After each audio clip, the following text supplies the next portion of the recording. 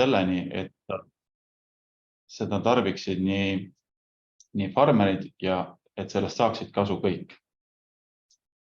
Please go on. So we can take the next slide. Yes. So I represent or work for company DSM, and now I've added Firmenich because DSM just acquired or merged with Firmenich. Firmenich is a company that works with aroma and fragrances, also based in Switzerland.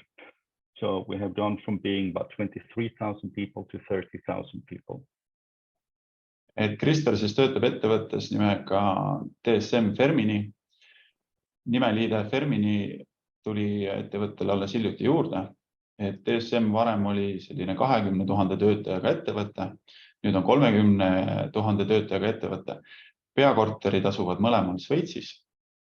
Ja yes. Sorry, I wasn't sure if you were finished. Yeah, you can go on. Yeah, but I will focus on the DSM activities, but because I think they're closer to the animal side. So DSM is the largest vitamin and premix producer in the world. We have 26 premix factories around the world, and we have vitamin factories in Europe, South America, North America, and China. Et oma ettekandes keskendub Krister rohkem DSM-ile, sest see on lähemal loomakasvatusele. DSM on suurim vitamiinide eelsegude tootja maailmas. Neil on täna 36 erinevat eelsegude tehast. Lisaks on neil siis oma vitamiinitööstused nii Euroopas, Aafrikas, Lõuna-Ameerikas kui ka Põhja-Ameerikas. And now I'll quickly jump into Bovaer because I think this is what you want to hear. Ja nüüd liigume edasi siis Bovaeri toote juurde. Bovaer actually started as what we call a clean cow project already 15 years ago. Et Bovaer sai alguse nii-öelda puhta lehma projektist, mis algas 2008. aastal. And the main purpose here was to produce a feed additive that could reduce methane and basically nothing else. Peamine eesmärk selle söödalisandi väljatöötamisel oli leida lahendus, kuidas vähendada metaani ja mitte midagi muud mõjutada.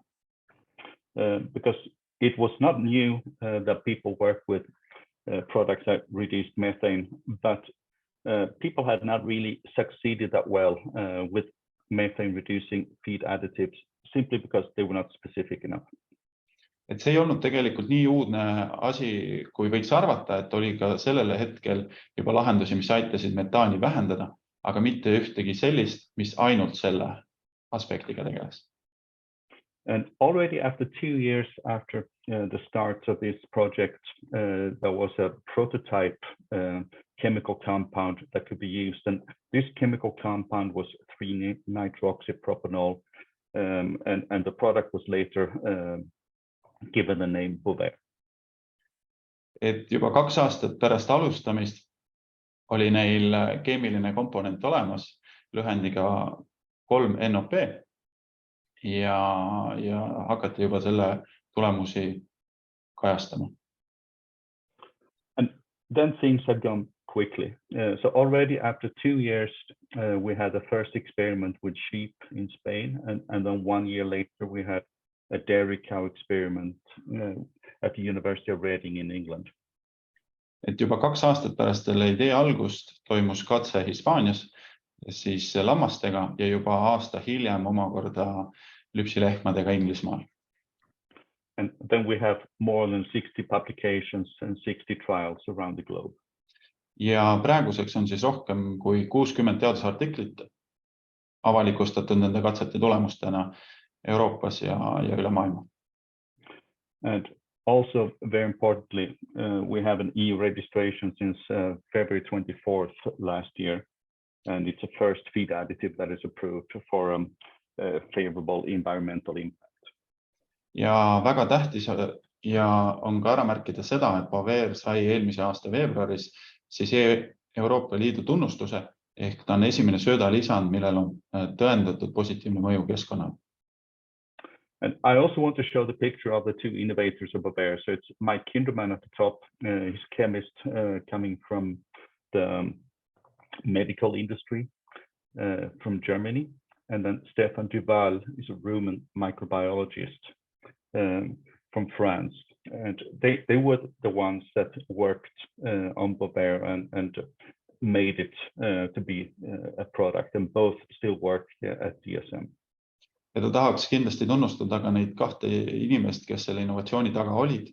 Et Saksamaalt härra Mike Kinderman, kes siis on söötmisspetsialist, ja Stefan Duval Prantsusmaalt, kes on siis mikrobioloogias väga heal tasemel. Before I start to jump into talking specifically about Bovaer, I think it's also very important to say that there are other things that you can do at the farm level to reduce methane. So it's not only using a feed additive.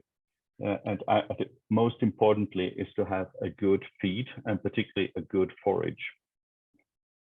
Et ennem kui ta sukeldub siis sellesse, kuidas me saaksime kasutada Bovaeri metaani vähendamiseks, toob ta siia erinevad näited, mida me veel saaksime teha, et viia oma metaani emissiooni madalamaks. And I think it's also important to say that the better feed that the cows are given, the better effect you get of Bovaer. Ja mida tuleb kindlasti mainida, et mida paremad söödad on need, mida loomad saavad, seda suurem on ka efekt, mille me saame Bovaeri kasutusel. We can jump to the next slide. And, you know, cows, they produce methane, so they are often considered to destroy our environment. But I think that's really an unfair statement to make about our cows. Lehmad toodavad metaani ja väga tihti kasutatakse väljendit, et nad õhuvad meie planeeti, nad on kõiges süüdi, aga see on väga ülekohtune väljend, mida kasutada. Because cows, they can eat feed that other or most other animals cannot use, which is forage. Sest lehmad saavad süüa sööta, mida teised loomad lihtsalt ei saa, et selline kiuline kore sööt. But during the digestive process of the forages, methane is produced. Aga nende seedeprotsesside käigus kõrvalsaadusena tekib meil metaan. And the issue with methane is that it has a higher warming potential than many other gases, including carbon dioxide. Ja probleem metaaniga on see, et tal on suurem selline soojendamisefekt, kui ta satub atmosfääri, suurem kui CO2. One could say that by targeting methane, you can also get a quick fix on the warming potential, because the lifespan of methane in the atmosphere is only 12 years. Et kui me suudame metaani koguda, siis me saaksime väga kiiresti vähendada seda, sest metaani eluiga atmosfääris on ainult 12 aastat. And of course, this is shorter than, for example, nitrous oxide that has close to 300 years of lifespan in the atmosphere. And see on palju lühem kui näiteks lämmastikoksiidil, mille eluiga atmosfääris on 200 aastat. So by reducing methane, we can get, I would say, a rather quick improvement of the atmosphere. And Bovaer is a good candidate here. Aga vähendades kokkuvõtlikku metaani emissiooni, saaksime me väga hästi juba hoida seda keskkonda jahedama. The big benefit with Bovaer is that it's so specific that you use very small amounts to reduce methane. We talk about a quarter of a teaspoon of the active ingredient. Mis teeb Bovaeri väga heaks on see, et on väga kindla toimega ja me saame teda kasutada väga väikestes doosides. Nagu te siin slaidil näete, siis 1/4 teelusikatäit on looma koguspäevas. Another benefit of Bovaer is that when it's put in the feed, it works normally within 30 minutes. Teine positiivne on see, et kui me oleme seda sööda sisse lisanud, siis toime avaldub juba 30 minutiga. And the methane reductions that we have seen, they have been I would say at least 30% in dairy cows, and we've been even higher with the beef animals. Ja metaani tootlikkus loomal siis väheneb lüpsilehmade puhul 30% ja lihaveiste puhul on saadud ka tulemusteks kuni 45%. And I think it's also important to say here that the main reason why there's a difference between the dairy and the beef animals is because the beef animals typically have a more concentrated diet, so less fiber in the diet, which means that Bovaer can have a higher reduction potential. Ja põhjus, miks siis siin, say again, was it for beef cattle more concentrated? Yes, beef cattle normally eat more concentrate with less fiber. Ja.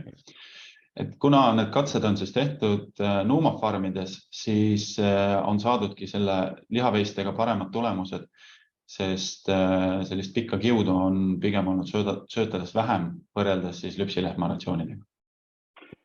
And then, of course, a very important aspect for us is that it's proven safe and good for the planet. And this was why we had to spend almost 10 years on the EU registration.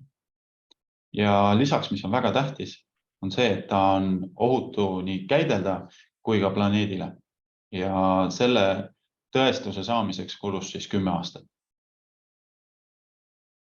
We can take the next slide. I will not overwhelm you with chemical formulas and so on, but I just want to put you to the attention that the figure I show here, that's part of the methane production process of archaea. They are the only microorganisms that produce methane in the rumen.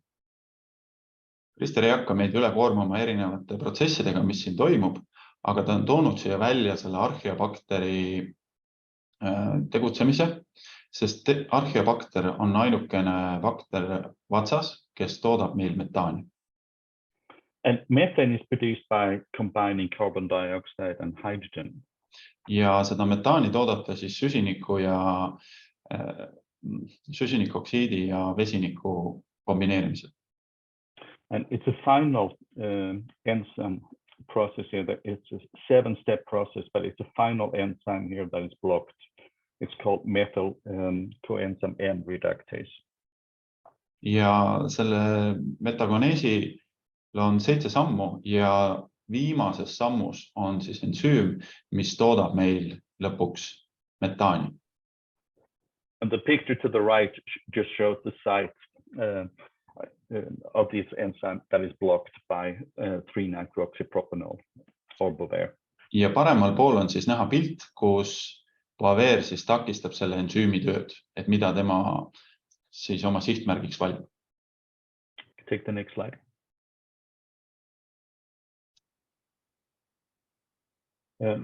So this shows how Bovaer is made.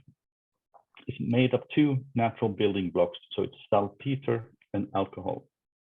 Ja siin on siis näha, millest Bovaeri tehakse, et see koosneb looduslikest komponentidest, saltpeetrist ja alkoholist. And I still have to say that even though there are 2 natural building blocks, it's still a chemical compound. So Bovaer, unfortunately, is not approved for organic agriculture. Ja kuigi ta pärineb looduslikest toormetest, on siin see keemiline protsess, ehk loodusest teda ei leidu ja mahedana seda sööta kasutada ei saa. Take the next slide.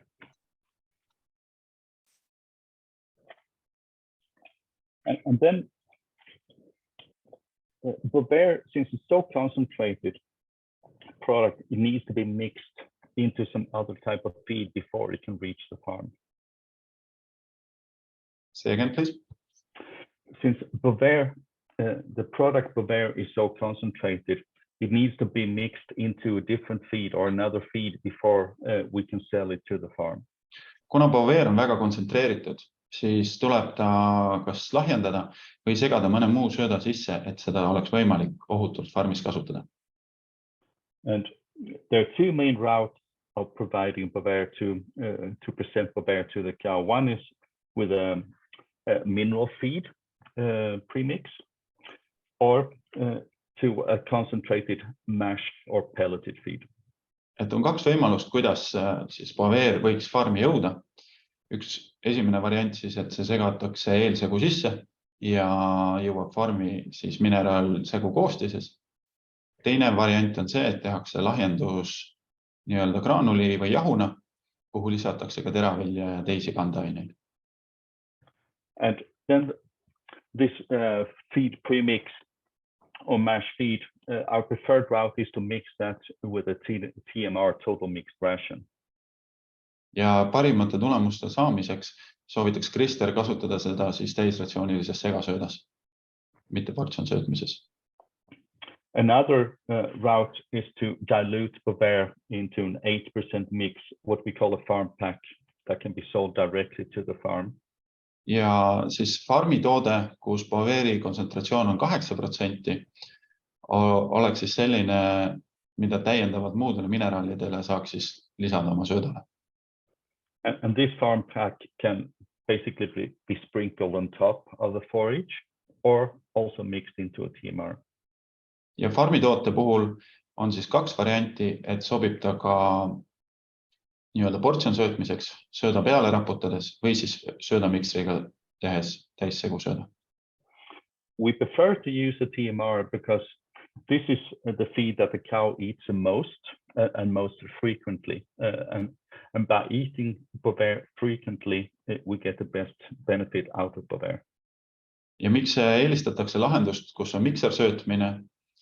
See on sööt, mida loomad söövad päeva jooksul kõige rohkem ja tänu sellele, kui Bovaeri sööakse võimalikult tihti, on ka selle mõju kõige efektiivsem. And this is why, for example, adding Bovaer to the feed in the milking robot is not as good of a solution because the cows are not milked frequently enough to get the most benefit out of Bovaer. Näiteks kui me kasutaksime seda Bovaeri lüpsirobotis kasutusel olevas jõusöödas, siis me ei saavutaks nii häid tulemusi, sest me ei lüpsa neid lehmi nii tihti, kui need loomad võiksid Bovaeri süüa.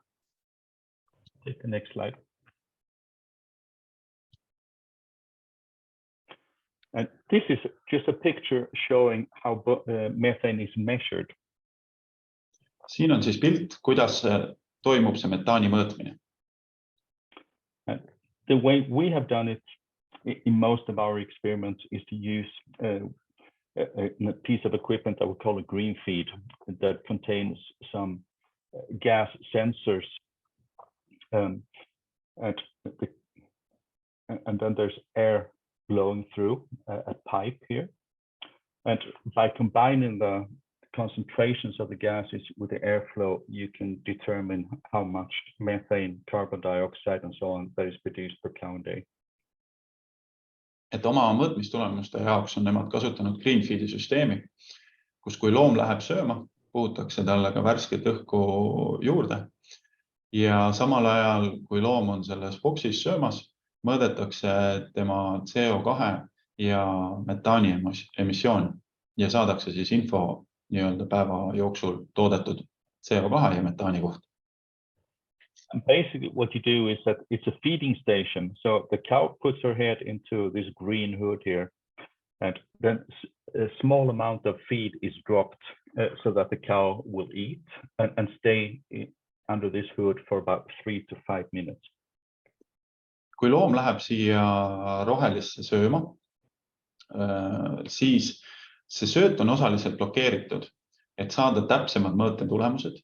Ehk sellise sööda koguse söömiseks kulub tal vähemalt 3–5 minutit, mis on piisav aeg, et saada adekvaatsed mõõteandmed. Unfortunately, these pieces of equipment are very expensive. So since we have so many trials, we have made a model that we can use. So we don't need to have this piece of equipment at the farm. We can model, and I will show the model in a few slides here. Kuna need seadmed on väga kallid, siis täna, kui nad oma tootmisega või oma tootega lähevad farmi, nad ei kasuta iga kord seda seadet, vaid nad on loonud mudeli, millest ta räägib mõne slaidi pärast, mille alusel saab ka teha täpsed arvutused. Take the next. this is just to show you on the left-hand side here, we have the dark blue dots and line. Those are animals fed Bovaer, and the light blue dots and the line, those are cows not fed Bovaer. Vasakpoolses joonisel on meil näha siis loomad helesinisega, kellele ei söödetud Bovaeri, ja tumesinisega need, kes said siis igapäevaselt Bovaeri.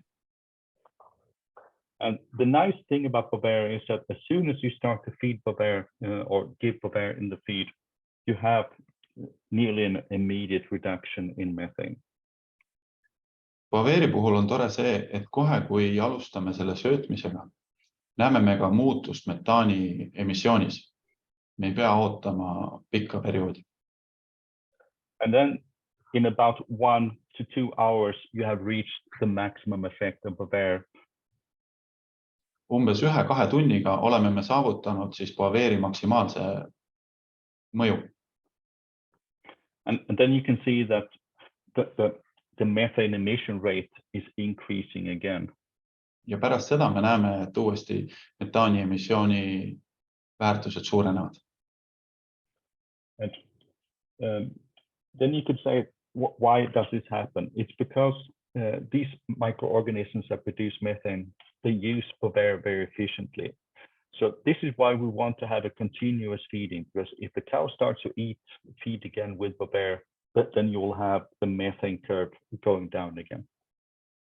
Ja miks me näeme seda uuesti tõusmas, on see, et need mikroorganismid, kes Bovaeriga kokku puutuvad, suudavad selle väga efektiivselt ära tarbida. Ja kui meil ei ole pidevat söötmist, siis nad taastuvad ja väga kiiresti ja see tavapärane vatsa seisund taastub. And then on the right-hand side, I just want to show that as soon as you stop feeding Bovaer, then the methane production goes up again. So Bovaer needs to be fed continuously. This is an important effect of Bovaer. So as soon as you feed Bovaer, you reduce methane production. As soon as you stop Bovaer, then methane production goes back to normal again. Ja parempoolne graafik iseloomustab hästi seda, et kui me alustame Bovaeri söötmist, me näeme kohe mõju metaani tootlikkusele. Terve periood, kui me teda kasutame, me näeme erisust. Ja kui me lõpetame selle kasutamise, metaani tootlikkus muutub samasuguseks, nagu oli enne toote kasutamist. And in this particular slide, we tested Bovaer versus a control feed without Bovaer for about 90 days.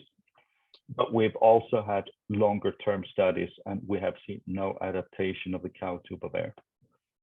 Ja et siin parempoolses graafikus on näha, et see periood oli 90 päeva.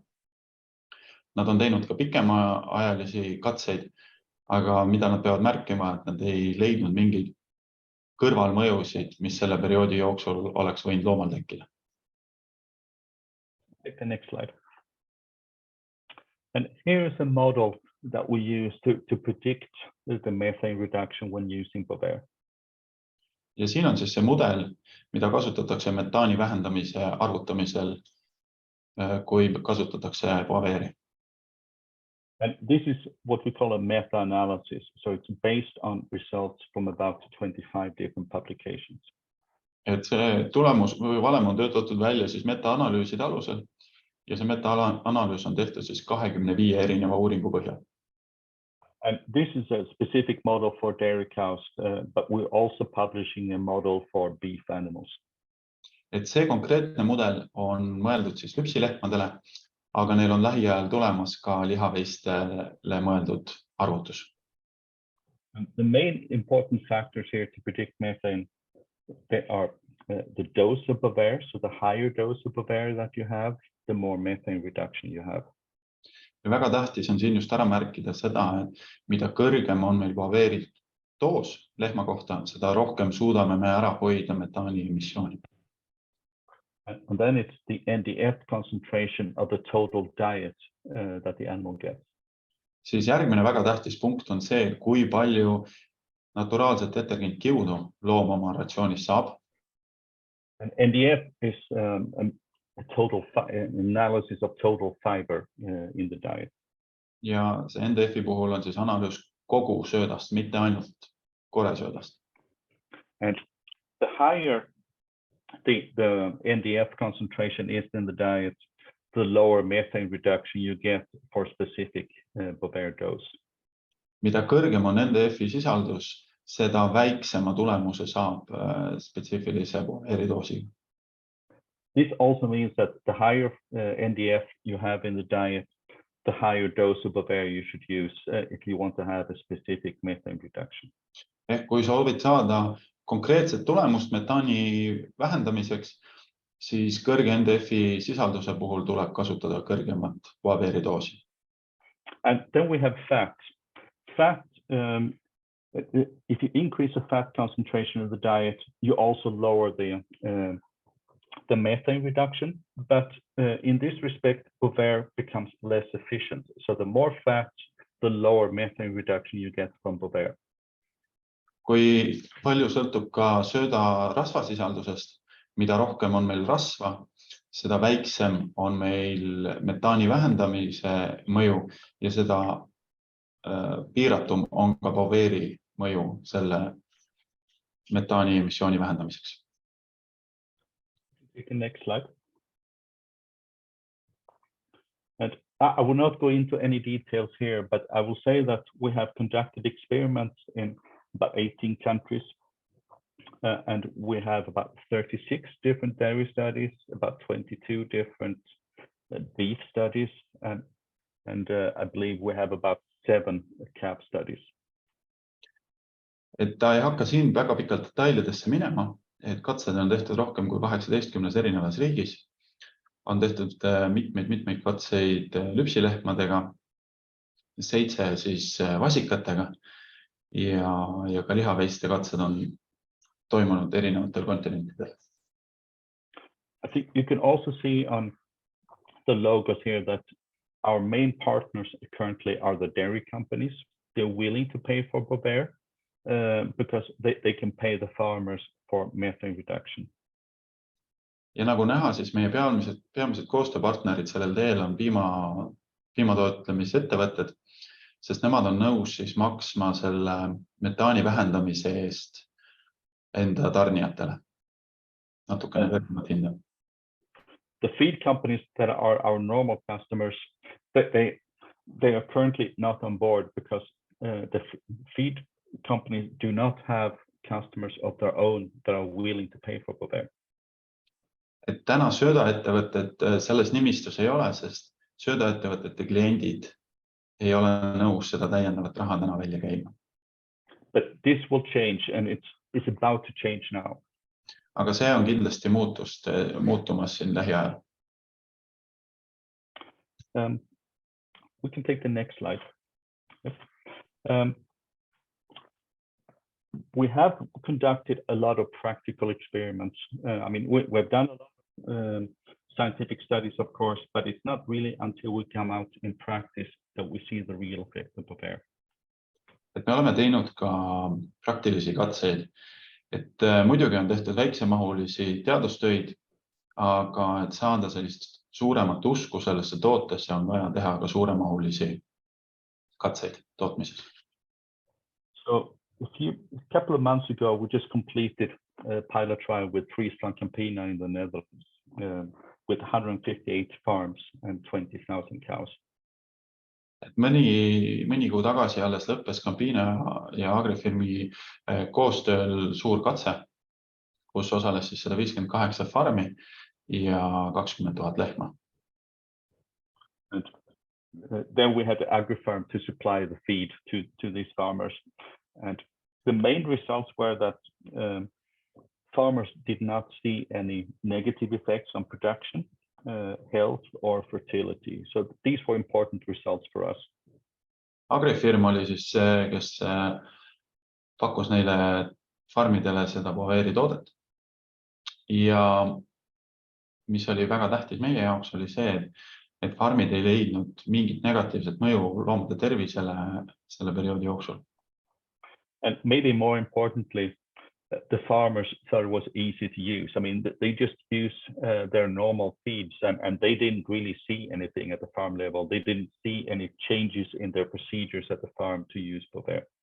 Katses osalenud farmidele kõige rohkem meeldis see, et nende igapäevases töökorralduses ei olnud muutuseid ja seda kõik oli väga lihtne kasutada, sest see oli segatud nende mineraalsööda koostisesse. And based on the models and the feed analysis that we took at the farm, we estimated that we had about a 28% reduction of methane. Ja siis selle mudeli arvutuse põhjal ja söödaanalüüsidele tuginedes võib väita, et metaani emissioon vähenes nendes farmides 28%. Next slide. And I will not overwhelm you with all these numbers, but the short thing I can say here is that we conducted a practical trial at the farm in Denmark, and this was last year. Ja siin me väga pikalt ei peatu, aga ta näitab siis, kuidas tehti praktiline katse ühes Taani farmis. And similar to what I showed you on the previous slide, we did not see any effect on dry matter intake. We did not see any effect of energy-corrected milk as a result of using Bovaer. Ja sarnaselt nagu eelmises slaidis mainitule, siin ei leitud mingit muutust loomade kuivaine söömusele, ei leitud statistiliselt tähtsat muutust ka energia korrigeeritud piimale. However, we used two of these green feeds that you can see in the slide. Aga mida tehti oli, kasutati kahte sellist rohelist green feedi süsteemi. And we measured that there was a 35% reduction of methane. Ja mõõtmistulemuste alusel saab väita, et seal oli 35% metaani vähenemine. Let's take the next slide. And I tried to make a short summary of what happened in Denmark. Yeah, so the first two studies, they were from Ohlsson University, and one was conducted with a grass-based TMR. The other one was conducted with a maize-based TMR. And then the third one, that was from the previous slide that I showed you. Et siin ta tahtis välja tuua 3 katset, mis Taanis tehti. Et 2 tükki tehti siis Arhusi ülikoolis, 1 siis rohusilooga, teine maisisilooga ja 3. uurimus on siis see, mille info kajastus eelmisel slaidil.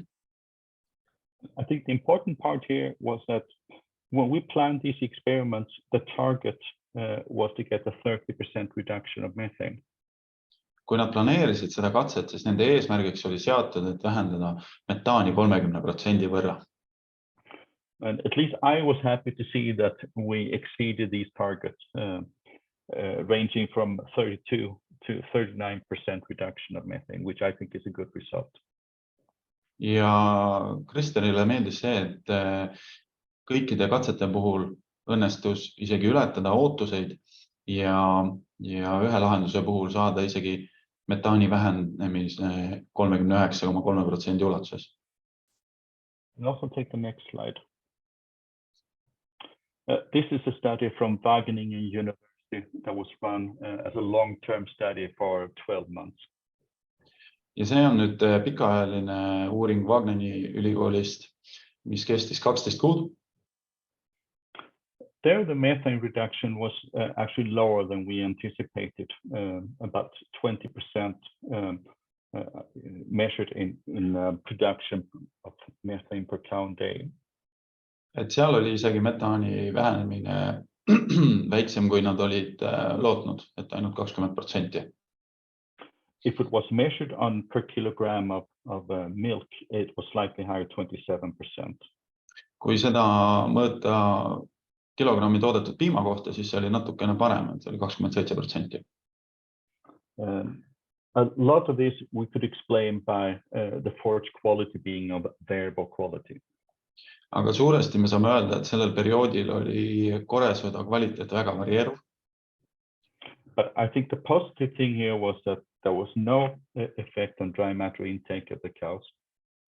Aga väga positiivseks saab nimetada seda, et ei olnud mingit olulist mõju loomade kuivaine söömusele. And even more positively, there was a 6% increase in milk yield. Ja mis oli veel positiivsem, oli see, et piimatoodang tõusis Bovaeri grupis 6%. We were surprised to see the increase in milk yield because this is something that we rarely see in the scientific studies. Ja nad olid üllatunud sellest piimatoodangu tõusust, sest seda tavaliselt teadusuuringute käigus ei näe. That's why I'm also a little bit careful about interpreting the milk yield increases because I cannot explain them. Ja see on ka üks põhjus, miks ta ei taha selles piimatoodangu tõusus väga süveneda, sest ta ei oska seda hetkel seletada. The main conclusions from this trials were that Bovaer was effective in reducing methane.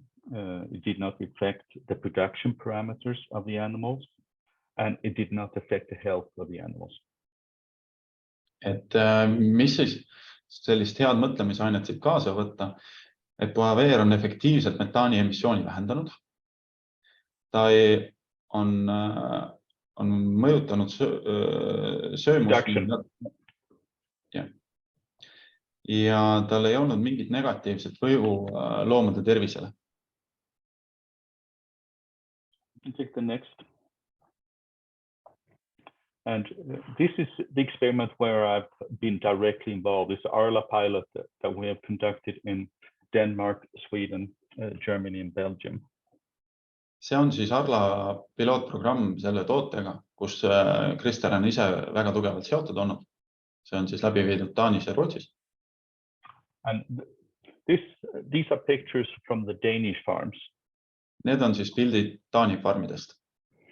So we've had quite a wide range in number of cows. So the farmer here to the left, can you see the pointer when I move the pointer? No. Okay. So the top left picture, that's a farmer with 200 cows, a Jersey. Vasakul üleval on siis 2000 pealine Jersey kari.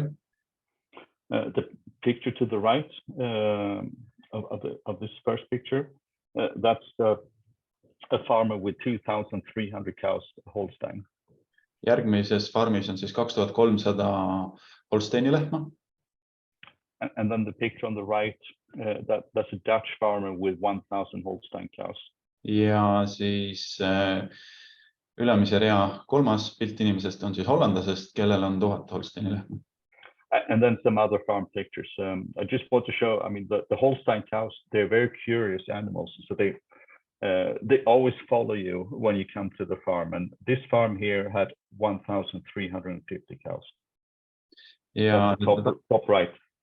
Et paremal üleval on siis näha Jersey lehmad, kes on väga uudishimulikud ja tahtsid alati kõigil kaasas käia ja järgi käia.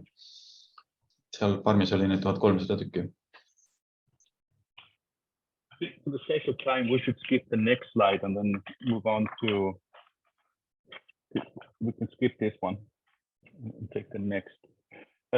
This was something, all the milk that Arla collected was recorded, and they started 1 month before Bovaer was used, and then milk was recorded for 4 months when Bovaer was used.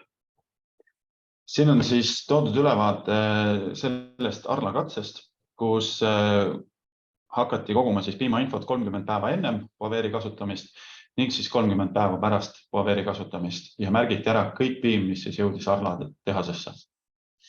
And by the time this was presented at the conference, there was only 1 month of Bovaer being fed to the animals. So it's 1 month before Bovaer and then 1 month after Bovaer.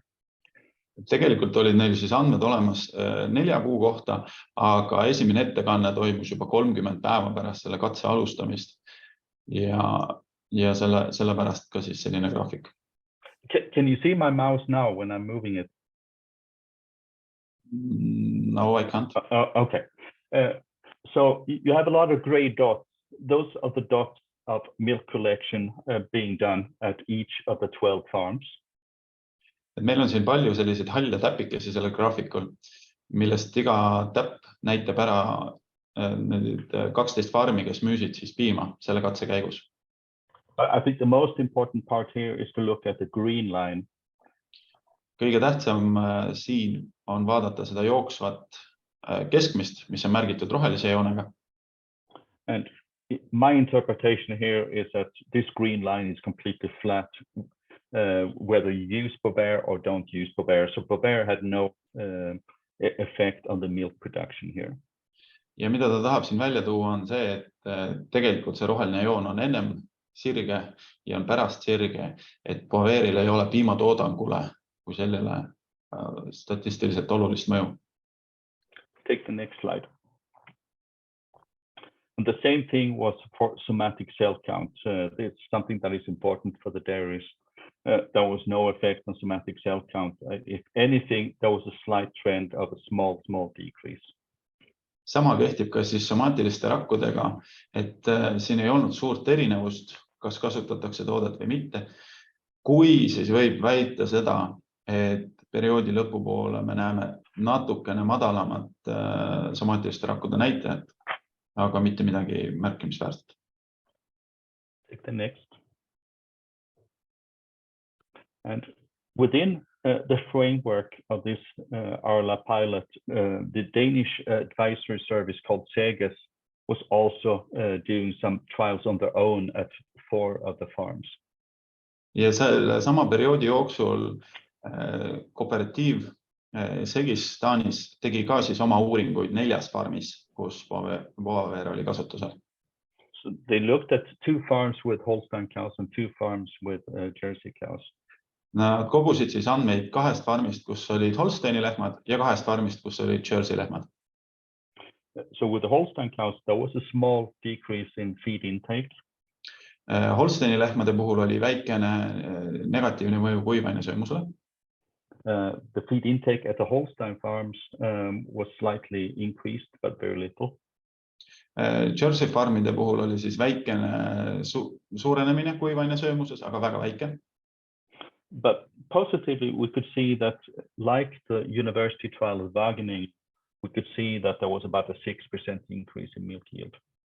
Aga sarnaselt nagu Wageningeni ülikooli uurimusel on ka siin näha sellist keskmiselt 6% positiivset mõju piimatoodangule. And the measured methane reduction was 30 to 44%. Ja mõõdetud metaani vähendamine oli siis Holsteinide puhul 44% ja Jerseyde puhul 30%. Take the next. So I would say that the preliminary conclusions from this Arla pilot, and we mainly have Danish data because the pilot study started in Denmark before the other countries, was that similar to what the experience with Friesland Campina. Ja miks siin on info just Taani farmide kohta on see, et Arlas algas see pilootprojekt varem kui mujal ja sellepärast me toetume nendele andmetele. So basically the farm, because I talked to all the farmers in Denmark and they were actually a little bit bored because they didn't see anything when using Bovaer. Krister suhtles Taani farmeritega ise ja need farmerid ütlesid, et neil on isegi natukene igav, sest nad ei näinud mingeid erilisi muutuseid.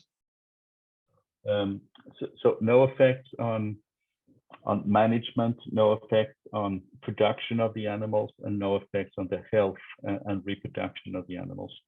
Et nad ei näinud muutusi loomade tervises ja taastootmises, nad ei pidanud tegema muutusi oma farmi töökorralduses, nad ei näinud ka mõju piimatoodangule. You can take the next slide. So, maybe this should be my last slide then. So I can summarize here. I mean, there's a lot of text, but in principle, we can say that both from scientific trials and from practical experience that milk yield is not negatively affected. See jääb ka Kristeri arvatavasti viimaseks slaidiks ja mida ta tahab siin välja tuua on see, et piimatoodangut ei mõjuta Bovaer kindlasti negatiivselt. And when it comes to milk composition that I didn't really mention here before was that there's very little change. Ka piima koostises on väga väikesed muutused, mida me praeguses ettekandes ei puudutanud.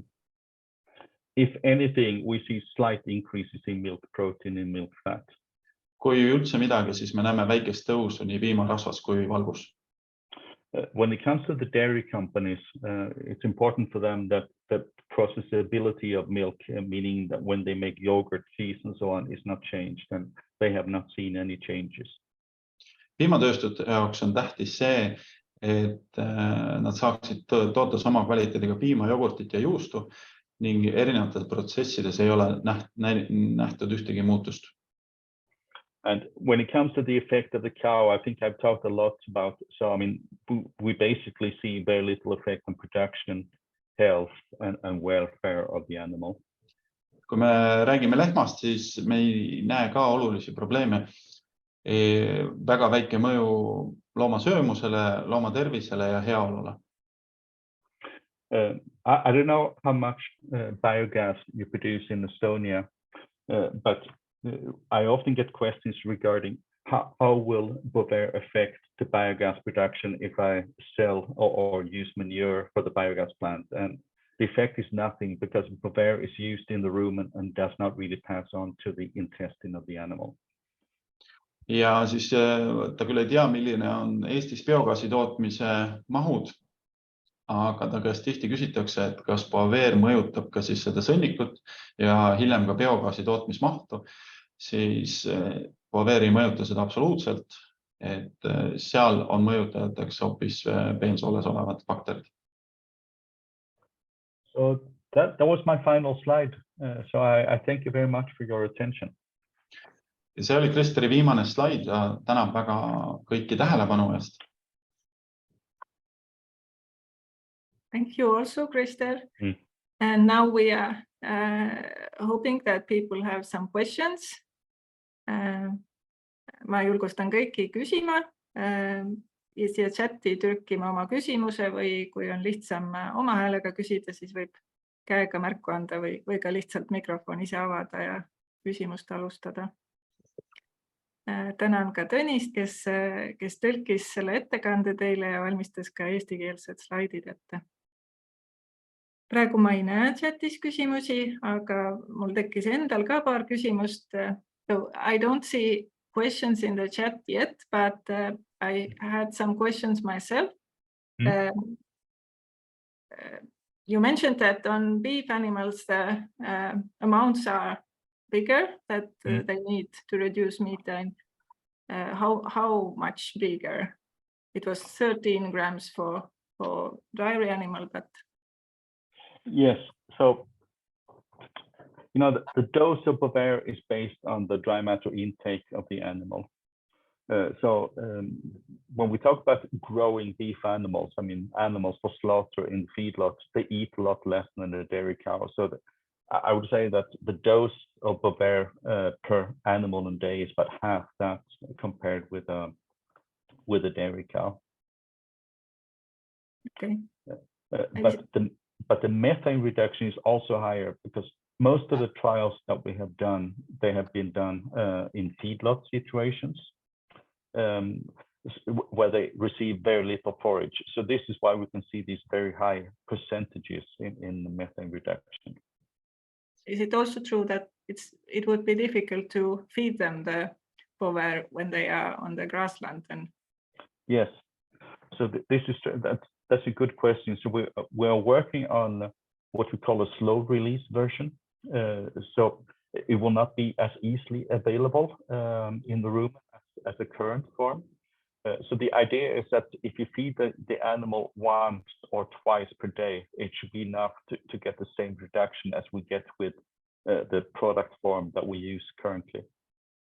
Okay, thank you. Maybe Tõnis can translate it. Küsimus oli siis, et miks lihaveiste puhul me nägime sellist suuremat muutust ja need andmed pärinevad siis nuumafarmidest, kus kasutatakse väga vähe koresööta ja väga palju täiendsööta.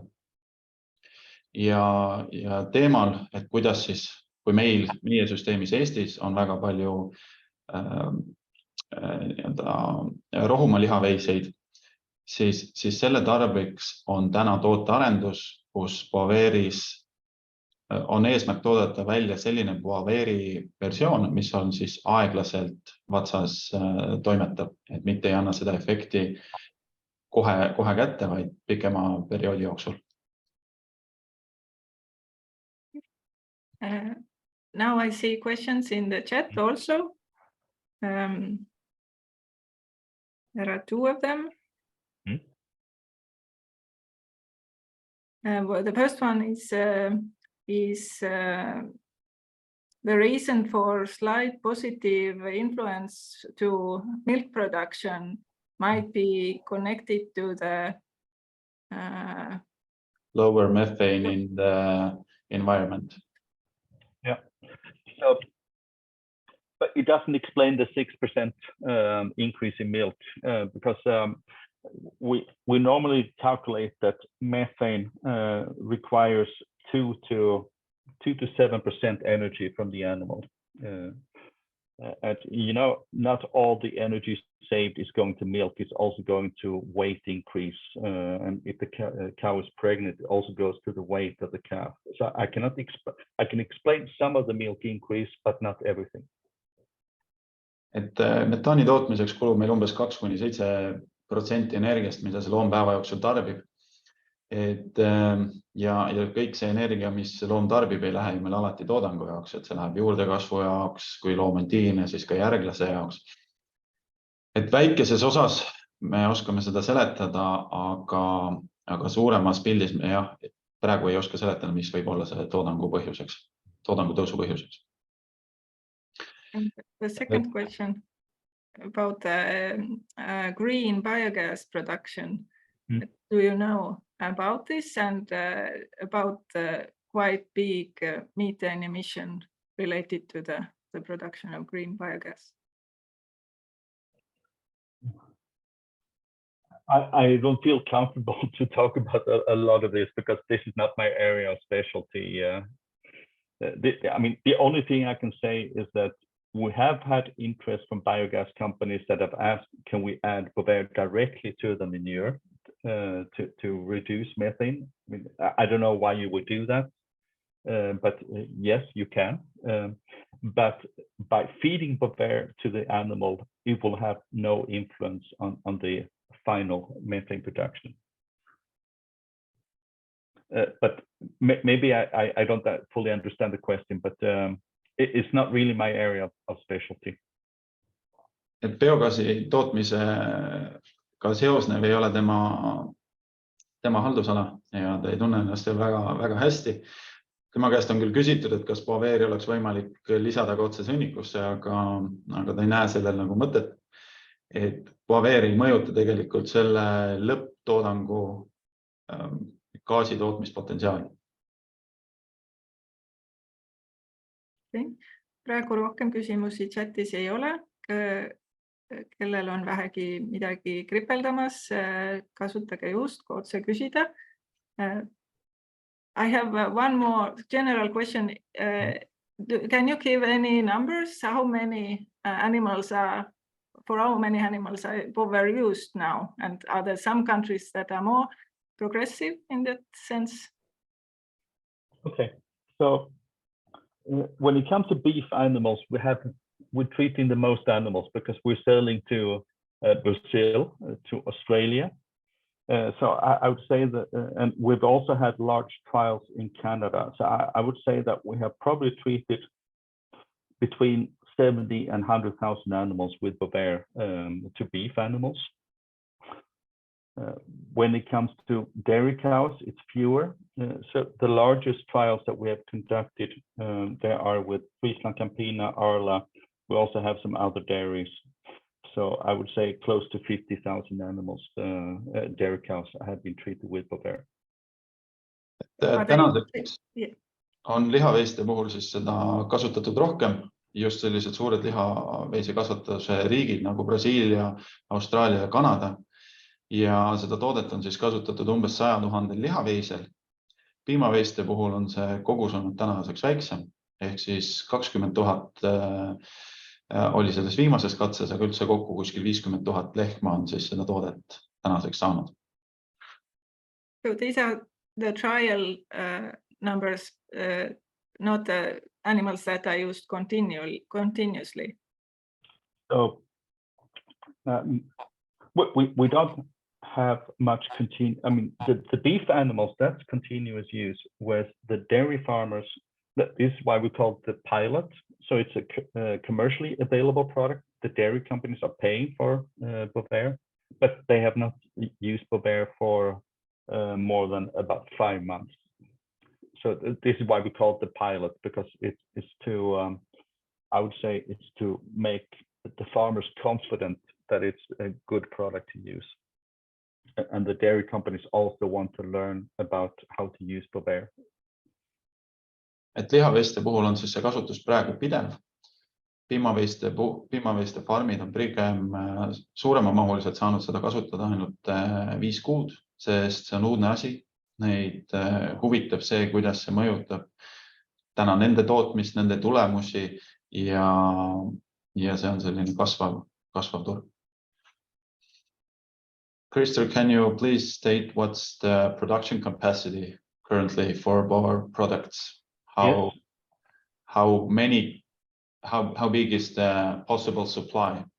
Yeah, so currently we're producing at Grenzach in Germany, and the current capacity is about, and now I'm calculating for dairy cows, so it's about 5 million dairy cows. We're also building a new factory in Scotland that will be completed in 2025 with a capacity for another 5 million cows. And then we have a strategic alliance with Elanco in the United States, and they will start to build a factory here within next year that will be completed in 2027, also with a capacity for 5 million cows. And I'm stating capacity in cows because when you talk about other animals, you have such a variability in range of dose, so it's more difficult to calculate. But if you calculate with cows, it's about it will be about 15 million cows that we can service. Küsimus oli siis, et kui paljudele loomadele on üldse võimalik seda toodet anda, et praegune tootmisvõimsus on siis umbes 5 miljonit lehma ja lähiaastatel on uus tehas tulemas Inglismaal, mis omakorda tõstab seda 5 miljoni lehma puhul. Ja Ameerikas on siis suur koostööprojekt Elancoga, et teha ka sinna siis selline tehas, mille tootmismahu võimekus oleks 5 miljonit lehma aastas. Thank you. I don't see more questions coming, and therefore I'm very grateful that you agreed to present on our webinar and show your impressive results. And fingers crossed that soon some farms in Estonia also start using Bovaer. We hope so too. Yeah, and thank you very much for letting me participate here. It's very much appreciated. Thank you. And have a nice day. Yeah, you too. Bye-bye. Bye-bye. Nii, ja olemegi jõudnud siis esimese ettekande lõpuni ja nüüd oleks paras teha väikene paus. Kohtume uuesti kell 12:15 ja jätkame siis eestikeelsete ettekannetega.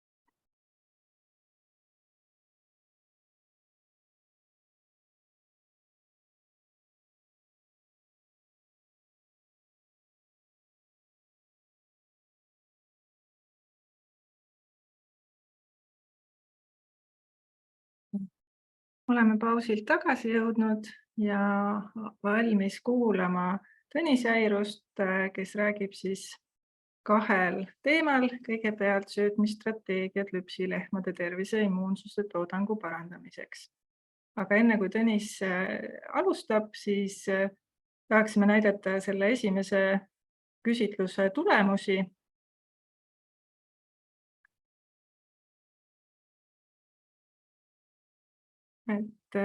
Näeme siis, et valdavalt saate te infot uute lahenduste kohta Eesti söötmises edasimüüjatelt ligikaudu 47%.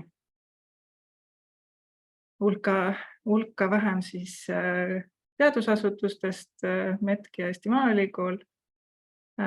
Sellele järgnevad EPKK 11% ja otsin ise meediast 8%. Ja siis on veel muud allikad 17%. Ka selle ettekande jooksul saadame teile vahepeal küsimusi ja palume siis reageerida. Aga nüüd, Tõnis, ole kena. Võtan oma jagamise maha, siis sa saad kohe enda slaide näidata.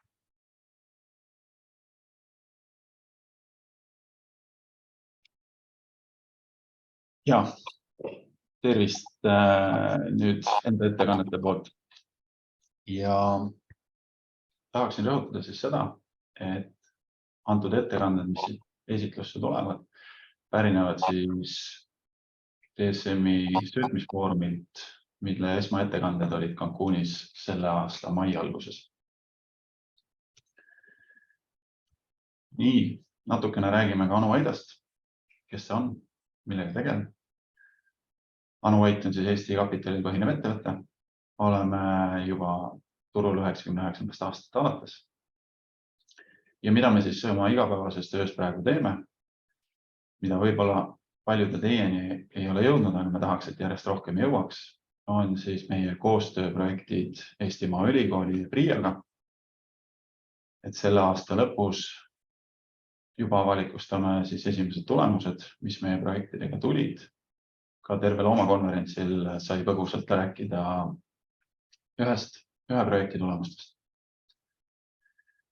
Siis kui eelmisel slaidil oli Anu Aida logo juures ka DSM Fermini logo, siis tema on täna meie üks väga tähtis koostööpartner. Nagu ennist Kristel ka mainis, on tegemist siis maailma ühe suurima eelsegude ja vitamiinide tootjaga. Ja oleme väga tänulikud, et nad on meiega koostöös. Ja ka tänased ettekanded on suuresti tänu meile saadavad, et täname neid taaskord kutse eest osaleda maailma söötmisfoorumil. Ja aastate jooksul on päris paljud noored ka saanud tuge just Anu Aida stipendiumina. Ja kui kõik läheb hästi, siis kutsuks ka tänast publikut osalema vestlusringil, kus me tahaksimegi just kutsuda need samad noored spetsialistid kokku ja lasta neil rääkida oma lugu, kuidas ja millega nad täna tegelevad.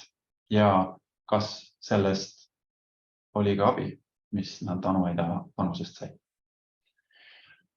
Aga nüüd liigume edasi teemade juurde ja söötmisstrateegiad, immuunsuse, tervise ning toodangu parandamiseks. Esmaettekanne siis maailma söötmisfoorumil, seda tegi siis nooremteadur Turner Swartz, kes oli just sellel hetkel saanud kätte oma doktorikraadi ja pärit on ta siis Bovaeri ülikoolist. Ja selline keeruline küsimus, kuidas me võiksime saada rohkem toodangut oma lehmadelt kätte. Ja kõige lihtsam vastus sellele on see, et see loom peab terviklikult olema terve. Et erinevate uuringute tulemusena on tegelikult see pilt päris ebameeldiv. Kui me vaatame, et subkliinilisi ja kliinilisi juhte esineb meil üleminekuperioodil väga palju. Ja see mõjutab 20–40% meie karjas olevatest loomadest. Ja mis on siis pikaajalised tagajärjed nendele haigustele, mis need loomad selle laktatsiooni alguses siis läbivad? Siia on toodud välja 3 peamist haigust, millega me peame laktatsiooni alguses lehmaga tegelema. Ja millised on nende mõjud siis piimatoodangutele? Kui me võtame selle, et milline on piimatoodangu kadu, mastiidi juhtumi puhul võib ulatuda sinna 500 kilogrammini kogu laktatsiooni lõikes, siis tihtilugu me jätame sellel kohal endal üles märkimata see söötmiskulu, mis toimus kogu sellel perioodil, kui me selle looma toodangut müüa ei saanud. Siis järgmisena, mis meil tugevalt toodangut mõjutab, on metriidid, emakapõletikud, olenevalt siis sellest raskusastmest. Ja viimasena siis ketoos. Ketoosi puhul muidugi on erinevaid variante, kõik oleneb, kui kiiresti me sellest negatiivsest energiabilansist välja tuleme. Aga loom, kes juba meil sellist ketoosi ravi vajab, toodab keskeltläbi rohkem kui 300 kilo piima vähem oma laktatsiooni jooksul. Ja teine asi, mille juurde me peame tagasi tulema, on täpselt see, et me peame hoidma oma lehma tervemana. Kui me hoiame oma lehma tervena, siis me ei pea neid brakeerima. Väga paljudes Eesti farmides me tegelikult näeme seda, et esimese laktatsiooni loom võrdluses näiteks teise või 3. laktatsiooni loomaga toodab ainult 85% toodangust. Ehk me ei lasegi loomal jõuda oma potentsiaalini ja teistpidi, kui me peame väga palju noorkarja üles kasvatama, on see pidev kulu. Ehk, et meie keskmine piimatoodang oleks kõrgem, peaks ka keskmine laktatsioonide arv olema kõrgem. Väga lihtne. Siis tulles tagasi nende üleminekuperioodi probleemidele ja haigustele, et kuidas need omakorda mõjutavad meil loomade karjas püsivust. Kui meil on loomal laktatsiooni jooksul mastiit, siis see suurendab juba tõenäosust 3-kordselt, et sellel samal laktatsioonil see loom läheb sealt karjast välja. Kui meil on ikka leht, kellel on eelnevatel laktatsioonidel olnud mastiidid, siis tõenäosus veel omakorda suurem. Kui me räägime emakapõletikest, siis nende puhul on natukene väiksem see tõenäosus, et need just põhjustavad selle karjast välja viimise, aga endiselt võrdluses lehmaga, kellel ei ole metriiti, on 1,5-kordne tõenäosus ikkagi karjast lahku. Ja ketoosi puhul, kui ta on sellise intensiivse kulgemisega ja mõjutab looma tervist väga intensiivselt, siis on ka kõige suurem risk karjast lahkumiseks. Üldiselt mitte siis lõppkokkuvõttes ketoosi tagajärjel, aga pigem kaasuvate probleemide nagu viljatus tõttu. Ja mida me siis saame jälgida just selle laktatsiooni alguse perioodis, on meil erinevad veremarkerid, mis meil viitavad siis põletikule. Antud joonistusel on siis meil näha, et millised on siis põletiku vastased sütogeenid ja millised näitajad me saame määrata, mis meil võivad siin mõjuda.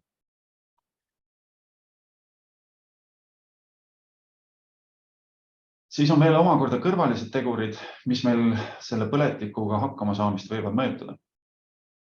Vasakul pool on toodud siis haptoglobuliini tase veres pärast poegimist ja on omakorda siis toodud välja erinevalt. On toodud välja terved loomad, haigusega loomad, milleks ei ole siis päramiste peetus. Ja siis sellise kandilise ruuduga või joonel ruut kujutab siis neid loomi, kellel on päramiste peetus. Täiendavalt, mis meil kõike seda, kuidas loom nende olukordadega hakkama saab, on toodud parempoolsel joonisel. Meil võib mõjutada kuumastress, vähenenud söömus, väiksem energia, vähem toitained, millega siis hakkama saada ja tõrjuda seda põletikku. Meil võivad olla muutused söödas, mis tavaliselt üleminekuperioodil on väga-väga drastilised. Kui me oleme söötnud loomadele enne poegimisperioodi pigem suures mahus koresööta ja teeme kiire muutuse, kus toome sisse täiendsöödad, tärklised, siis see kohanemisprotsess on ka see, mis võib mõjutada põletikudega hakkama saamist. Poegimisprotsess ise on suur stressiallikas loomale. Olenevalt hügieenist me võime saada erineval kujul metriite, kas siis subkliinilisi või kliinilisi juhte. Ning lisaks, olenevalt sellest keskkonnast, kus meil see loom viibib, võib tekkida ka probleeme mastiitiga. Ehk tegelikult on meil väga palju kõrvalisi tegureid, mis mõjutavad seda, kui hästi meil loom selle üleminekuperioodi alguses hakkama saab. Palju on sellist, mida meie oma karjahaldusega ja tegevustega saame mõjutada, aga palju tuleb ka sellist, millele me otseselt ja kiirelt ei saa lahendust pakkuda. Näiteks kui manustada põletiku vastast sütogeeni loomadele, siis me näeme, et tegelikult väheneb loomade kuivaine söömus. Ja kui meil väheneb kuivaine söömus, siis meil suureneb ketoosirisk. Ehk mida me tahame siis teha? Me tahame looma aidata, sest me näeme, et loom on põletikus, tal on ainevahetushäired. Me toetame teda näiteks täiendava energia, täiendavate ravimitega. Täiendava energia tagajärjel võivad tekkida põletikud. Põletikku me üritame suruda maha põletiku vastaste ravimitega, millest omakorda tekivad meil ainevahetushäired. Ehk iga etapp viib meid täpselt ühte ja samasse kohta tagasi. Ja meie ülesanne on siis leida neile lahendused. Ja nüüd olekski tegelikult hea teha meil küsimus, mis tuleb kohe teie ekraanile. Ja küsimuseks ongi, milline on kogemus pütogeensete söödalisanditega.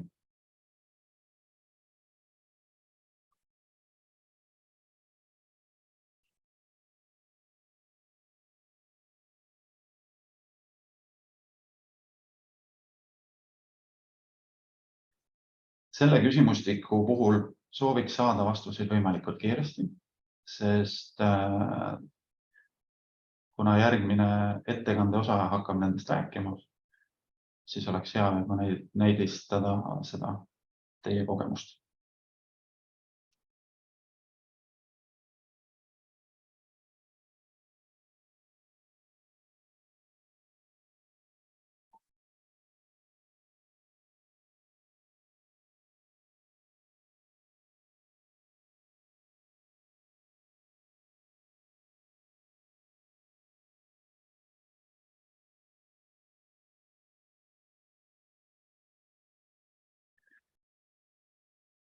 Nii,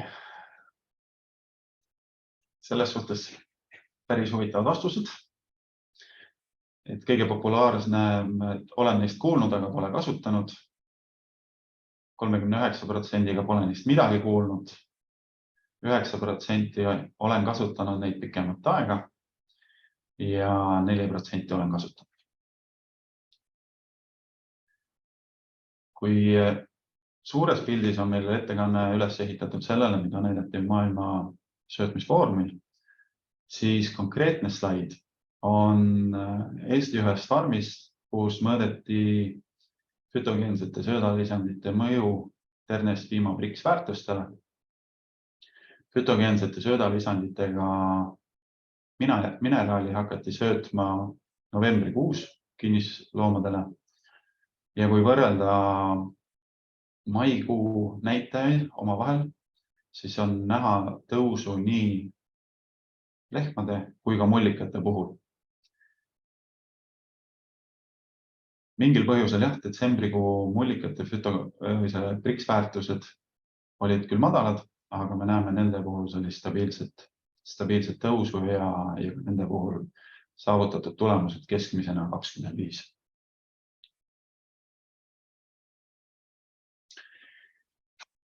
Ja nüüd tulles tagasi ettekande juurde, et meie eesmärk on ennetada kliinilisi haigusi üleminekuperioodil ja subkliinilisi. Me tahaks vähendada brakeerimist ning me peame leidma lahendused, mis läheksid kokku ülejäänud maailma soovidega. Ehk me peame arvestama sellega, et me ei saa muuta seda toitu, mida me toodame ohtlikuks. Ehk siis me peame leidma lahendused, kuidas vähem kasutada antibiootikume ja anda loomale võimalus ise erinevate protsesside lahendamiseks. Üheks selliseks variandiks on fütogeensed ühendid. Need on siis sekundaarsed ained, mis meil tekivad taimes ning need mõjutavad loomade tervist ja toodangut. Näitena me võime võtta flavonoidid, mis on siis iseloomulikud just oma intensiivse lõhna poolest. Ehk eeterlikud õlid. Ja mis on nende eeterlike õlide erinevad tegutsemissuunad? Mis mehhanisme nad kasutavad, et siis looma omakorda toetada? Peamine on siis põletikuvastane toime. Nad on antioksüdandid, nad eemaldavad vabad radikaalid ning nad mõjutavad täna ka meie seedesüsteemi. Üha enam on jõutud arusaamale, et mikrobioom meie sees ei ole mitte lihtsalt bakteripopulatsioon, vaid on eraldi organ, mis tegelikult juhib erinevate radade pidi ka meie talitlust. Kui me soodustame just neid mikroobe, mis meile aitavad looma tervist toetada ja neid tervena hoida, siis me saame päris mitmeid eeliseid. Eelkõige me saame kontrollida meile sobilike mikroobide populatsiooni. Väga tähtis on ka see, et me suudaksime tagada loomade sooleseina terviklikkuse. Parasiitide vastane toime, mida kasutatakse väga tihti näiteks pangemineralides, kus kasutatakse küüslauku. Ning siis efektiivsuse tõstmine. Me tahame saada samas söödast paremat tulemust. Ja flavonoidid on ühed peamised põletikuvastast mõju pakkuvad fütogeensed lisandid. Ja eriti aitavad nad stressiolukordades, pärast poegimist, üleminekuperioodil, kuuma stressiperioodil.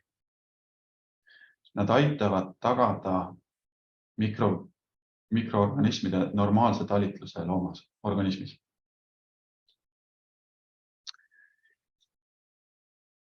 Tehti katse 2019. aastal avalikustati see, kus siis terve laktatsiooni vältel söödeti loomadele paikali lihaseine. Ja me näeme seda, et tegelikult või õigemini mitte terve laktatsiooni vältel, vaid 61 päeva söödeti paikali lihasheina ja sellel oli ka ülekanduv mõju. Ning kui võrreldi nende loomade laktatsiooni toodanguid, kes olid kontrollgrupis ja kes said seda eeterliku õli kompleksi, siis tegelikult piimatoodang laktatsiooni jooksul erines 13%. täiendavalt mõjub ka fütogeensete söödalisandite kasutamine positiivselt udara tervisele.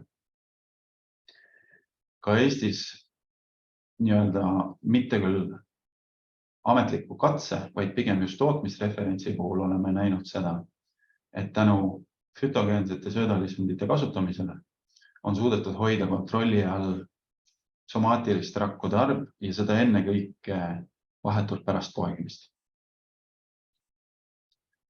Ja ka üks asi on siis somaatiliste rakkude arv, teine asi on see, kui palju esineb meil mastiidijuhte ning kogu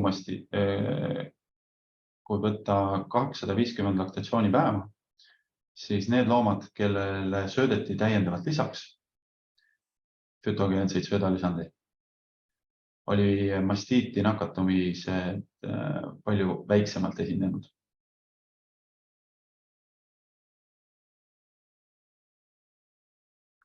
Üks variant on ka sööta salitsülaati ning ka sellel oli omakorda siis positiivne mõju piimatoodangu tõusule koguni 11% ning vähenes ka somaatiliste rakkude arv.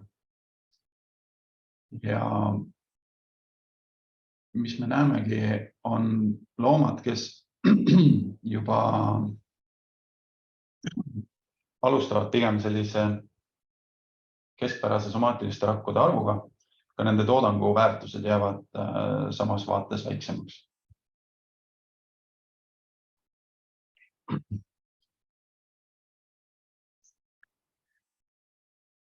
Taim nimega puisaeloe põletikuvastast toimet on juba pikalt teatud ja eelkõige on ta siis antioksüdant ja on ta antimikroopsete omadustega. Ehk siis ta pigem hävitabki need mikroorganismid, mis võiksid meie organismile mõjuda negatiivselt. Antud katse puhul on siis näha, kuidas see aeloe mõjus 14 päeva enne poegimist ning 14 päeva pärast poegimist. Ja mida me näeme, on, et NEFA väärtused sellel perioodil on märkimisväärselt madalamad kui siis kontrollgrupi omal. Tänu sellele oli väiksem koormus ka maksal ja looma uus laktatsioon algas palju positiivsem.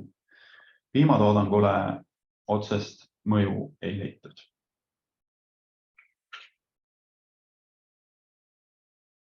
Nagu ennem sai mainida, siis fütogeensete söödalisandite kõige suurem mõju esinebki siis kõrgendatud stressiperioodil. Kuuma stressi puhul Hiina rahvameditsiinil kasutuses olev taim ja kuidas siis erinevate doosidega manustamine mõjus nende loomade tervisele. Võeti laktatsiooni alguse periood, 75+15 laktatsioonipäeva ja see toimus siis, katse toimus juulist kuni septembrini. Ja kuidas see taim siis loomaorganismis mõjus? Loomade hingamissagedus läks aeglasemaks, nende kehatemperatuur läks madalamaks.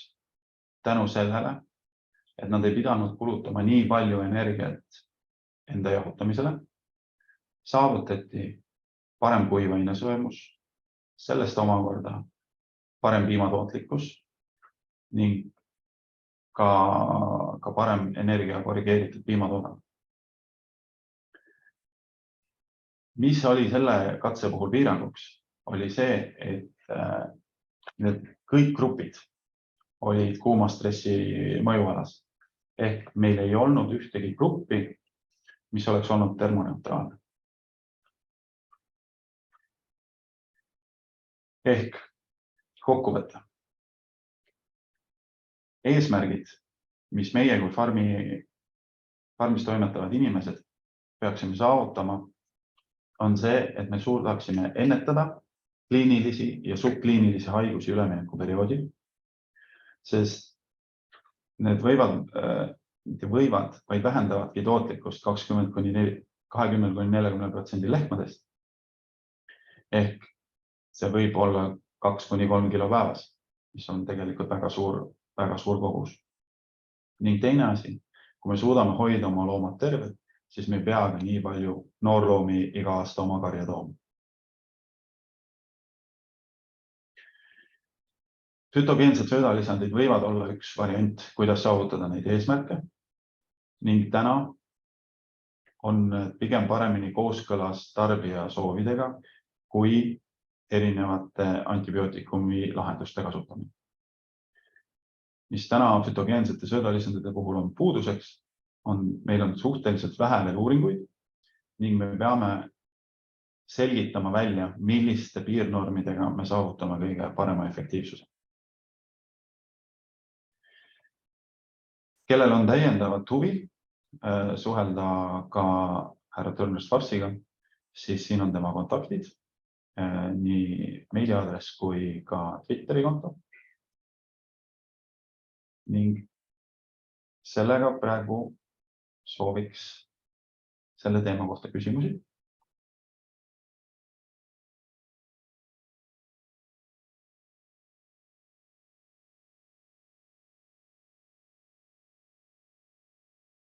Hetkel küsimusi chatis ei ole, aga võib-olla tuli küsimus, et kas need eeterlikud õlid võivad mõjutada piima maitset või lõhna? See ongi üks põhjus, miks me peame tegema täiendavaid uurimusi, just et määrata ära need piirnormid. On leitud seda, et kui me kasutame liiga palju küüslauku nendes mineraalsegudes, siis see mõjutab piima maitset ja lõhna. Ehk me ei saa kasutada kõiki taimseid fütogeene söödalisanditena vabas koguses, vaid me peamegi leidma need, mis sobivad kasutamiseks noorloomadele ja ka need, mis sobivad täna näiteks lüpsilehmadele.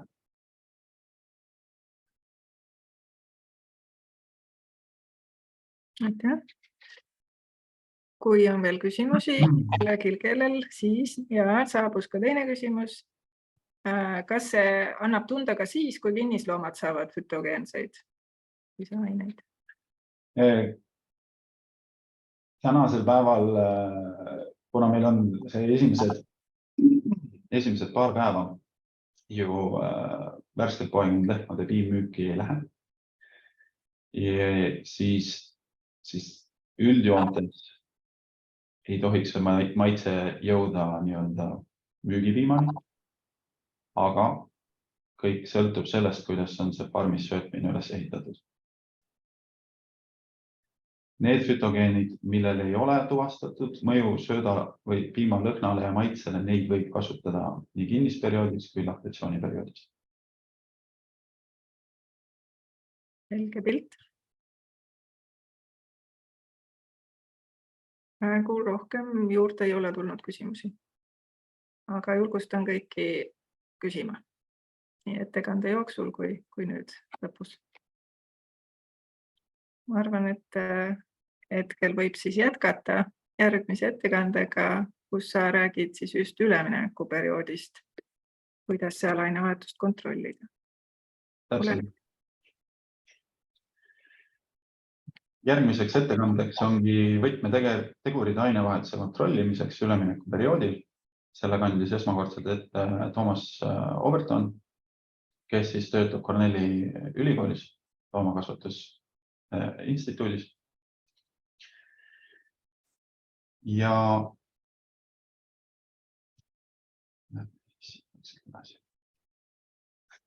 et 5 asja, mida me arvame teadvat üleminekuperioodi söötmises ja mida me peame endiselt õppima. Et pärast 25 aastat üleminekuperioodi lehma söötmist oleme jõudnud sinna, et eesmärgipõhine söötmisstrateegia, kus me näiteks kasutame anionssoolasid kationioni väärtuse vähendamiseks või kasutame sünteetilist tseolitaad et hallata hüpokaltseemiat. Sellel teemal on tehtud väga palju katseid, et kokku 42 erinevat söötmiskatset, milles omakorda 134 erinevat variatsiooni. Vähem on katseid esmapoegivate loomadega. Nende puhul siis ainult 5 söötmiskatset 15 erineva variatsiooniga. Ja siin on siis toodud välja ka, kuidas kationi bilanssi on arvutatud. Ja siis eeldatud mõju enne poegimist, kuidas kationi bilanss vähendab meil kuivaine söömust, milline on mõju laktatsiooni toodangule. Ja siin on siis toodud välja erineva ülevaade esmapoegijate ja kordapoegijate kohta.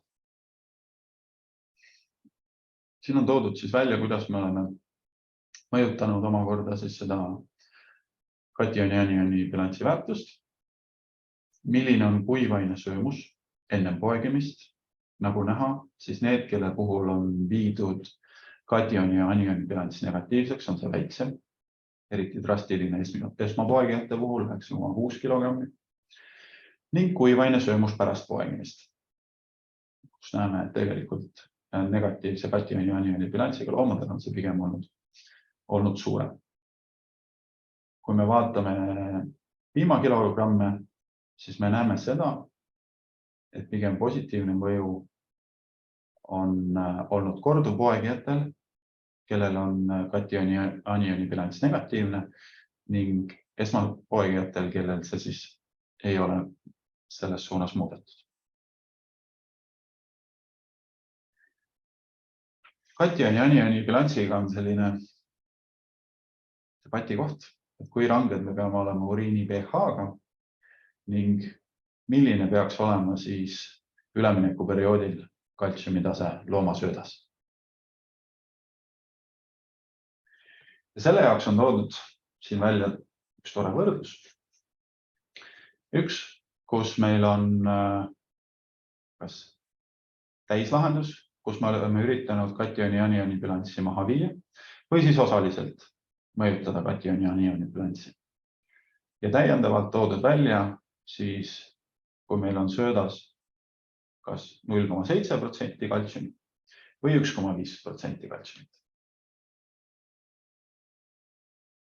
Ja võib-olla paljudel üllatuseks, kui me võrdleme näiteks osalist kaltsiumit või osaliselt mõjutatud kationi ja anioni bilanssi ja võrdleme seda tugevalt mõjutatud kationi ja anioni bilanssiga ja madala kaltsiumiga, siis tegelikult on piimatoodang parem juba kõrgema kaltsiumiga üleminekuperioodil, ehk siis juba ennem poegimist kaltsiumi söötmine kinnislehma ratsioonis.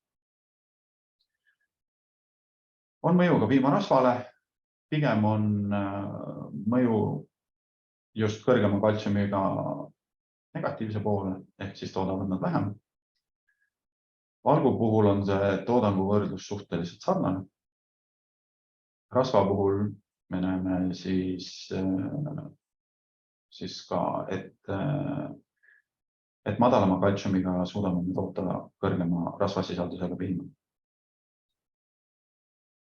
Aga kui vaadata veres lämmastiku taset ja ka vaadata somaatiliste rakkude arvu pärast poegimist, siis tegelikult kõige paremad tulemused andis kõrge kaltsium ja kõrgelt mõjutatud või suurelt mõjutatud kationi ja anioni bilanss.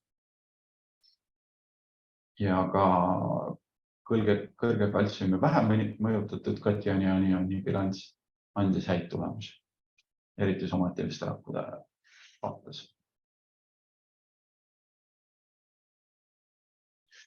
Ja kuidas siis nendel loomadel läks pärast poegimist? Need, kes said madalamat kaltsiumit ja need, kes said kõrgemat. Ehk kuni 6. nädalani tegelikult need loomad, kes said ennem poegimist kõrgemat kaltsiumit, tugevamalt mõjutatud kationi ja anioni bilanssi, tootsid ka rohkem piima. Ja kui me võtame madal kaltsium osaliselt mõjutatud, siis laktatsiooni esimesel perioodil on tal pigem kõige kehvemad tulemused. Juba kationi bilanssi täies mahus mõjutades on võimalik saada paremad tulemused.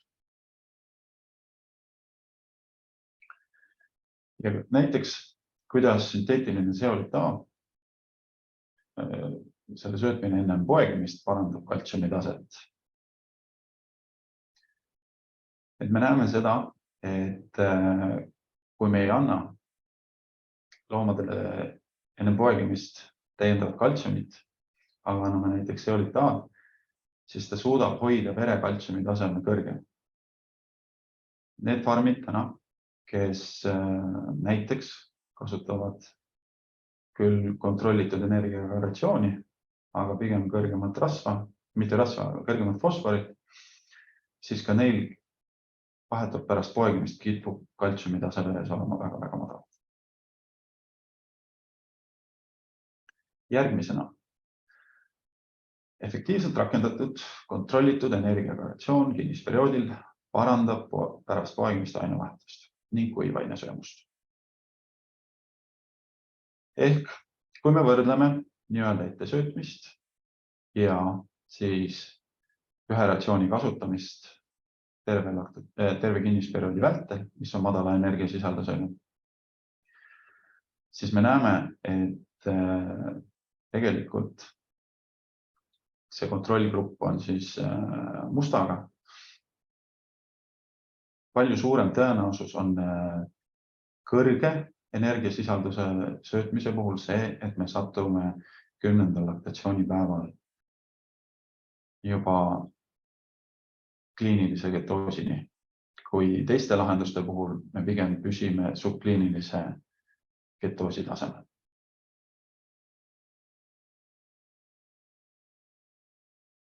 Omakorda, mis on täna paljude jaoks väga tähtis teema, on see, et kui homogeenne on meie kinnislooma ratsioon ja täiendavalt on siis toodud välja võrdlused pika ja lühikese põhuheksli vahel.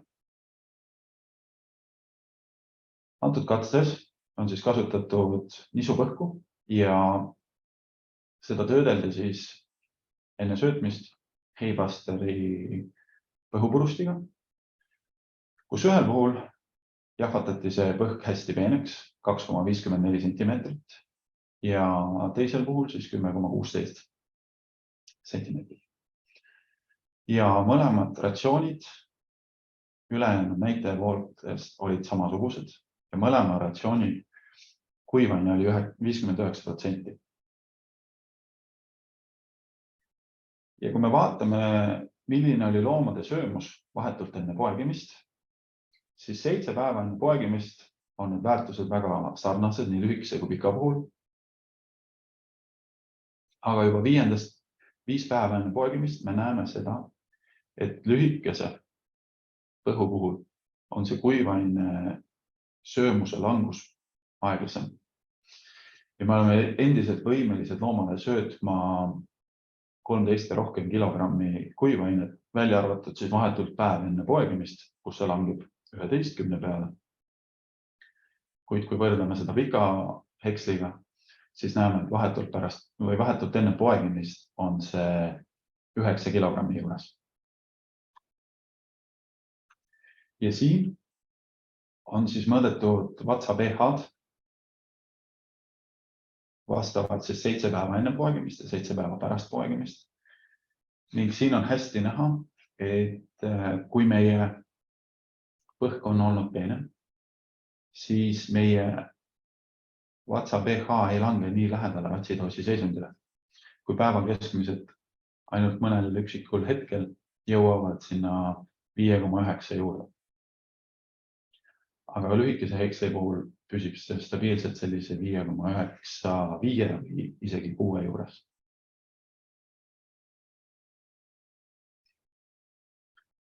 Omakorda taheti siis näha, kas on ka muutuseid, kui me lisame sinna vett.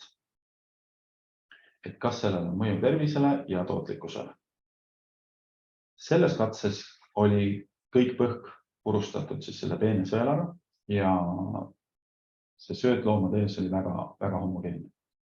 Ilma veeta ratsiooni kuivaine oli 53,4 ja veega ratsiooni kuivaine oli 45,2. Ja kui vaadata kuivaine söömust, siis oli kohe näha, et see segu, mis oli madalama kuivainega, kokkuvõtlikult aitas kaasa kumulatiivsele kuivaine söömusele. Ehk keskelt läbi selline kilo kuni 1,5 rohkem ja ka vahetult enne poegimist oli see omakorda kilogramm rohkem. Ja mida siis tegi vatsa Ph päevadel pärast poegimist? Need loomad, kes said siis veega niisutatud kinnisloomaratsiooni ehk kuivainega 45,2, siis me näeme, et nende vatsa Ph pärast poegimist langes ainult ühel päeval 5,8 peale, kolmandal. Kuigi need loomad, kes said siis meil kontrollgrupi oma ja kuivemat sööta, langes see juba 5,5 peale, ehk siis kõik, mis on alla 5,8, on juba atsidoosi seisund. Ja me näeme seda, et see atsidoosi seisund oli pidev päris mitme päeva lõikes. Siis mõõdeti ka maksa terviseväärtuseid, milline oli see terviseindeks nende loomade puhul, kes siis said piiratud energiaga sööta. Siis järgmine teema, metaboliseeruv proteiin ning selle tähtsus enne ja pärast poegimist.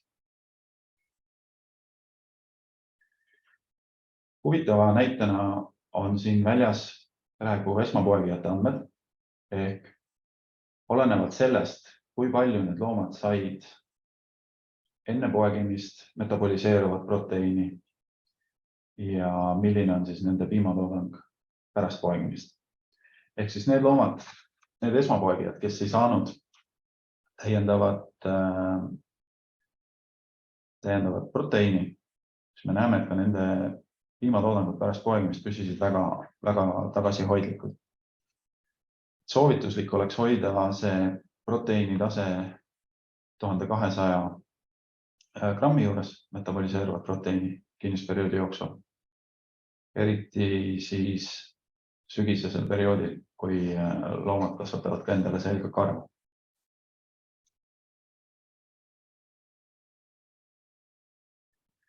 Siis, kui me vaatame neid graafikuid, vasakul üleval on meil siis korrigeeritud piimatoodang. Siis all on korrektuur tehtud rasvaprotsendi alusel. Ja paremal pool on siis meil loomade lõikes sama graafikaga siis korduvpoegijate puhul. Ehk kui me näeme korduvpoegijad, kes said vahetult ennem poegimist 1600–1700 grammi metaboliseeruvat proteiini, alustasid ka oma laktatsiooni väga korraliku piimatoodanguga.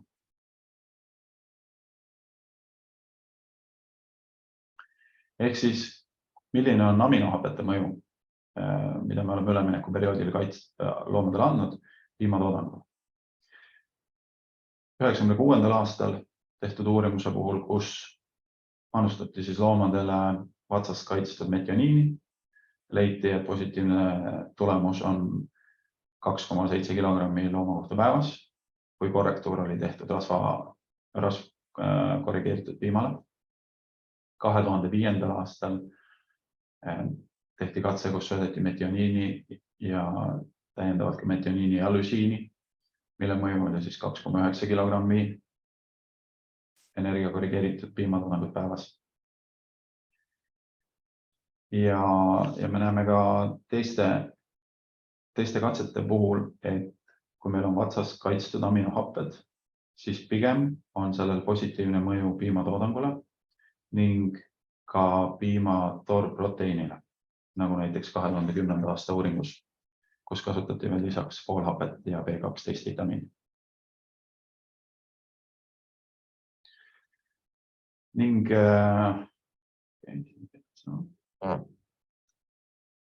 kui loomad said enne poegimist täiendavat proteiini ja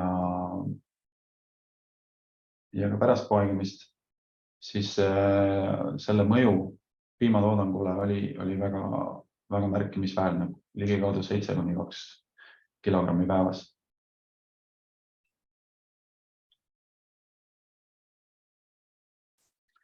Siis, mis väga tähtis on ka söödaratsiooni fermenteeruvus. Ehk see sööt, mida me loomale anname, me peaksime ta võimalikult hästi ära väärindama, aga selle kõige juures tuleb pidada meeles, et loomavats peab jääma terveks ja loomavatsa tervise tagamiseks peab meil olema ratsioonis piisavalt kiudu.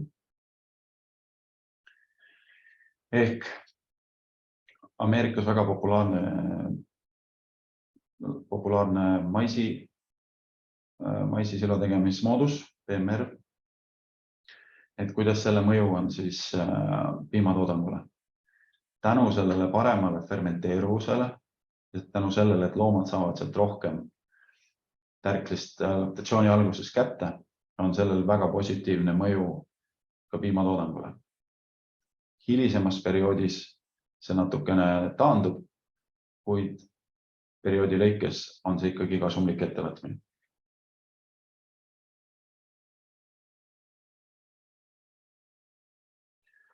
Ehk siis antud katse puhul hakati seda söötma 14 päeva ennem poegimist ja millised on olnud siis kuivaine söömused. Need loomad, kes said enne poegimist juba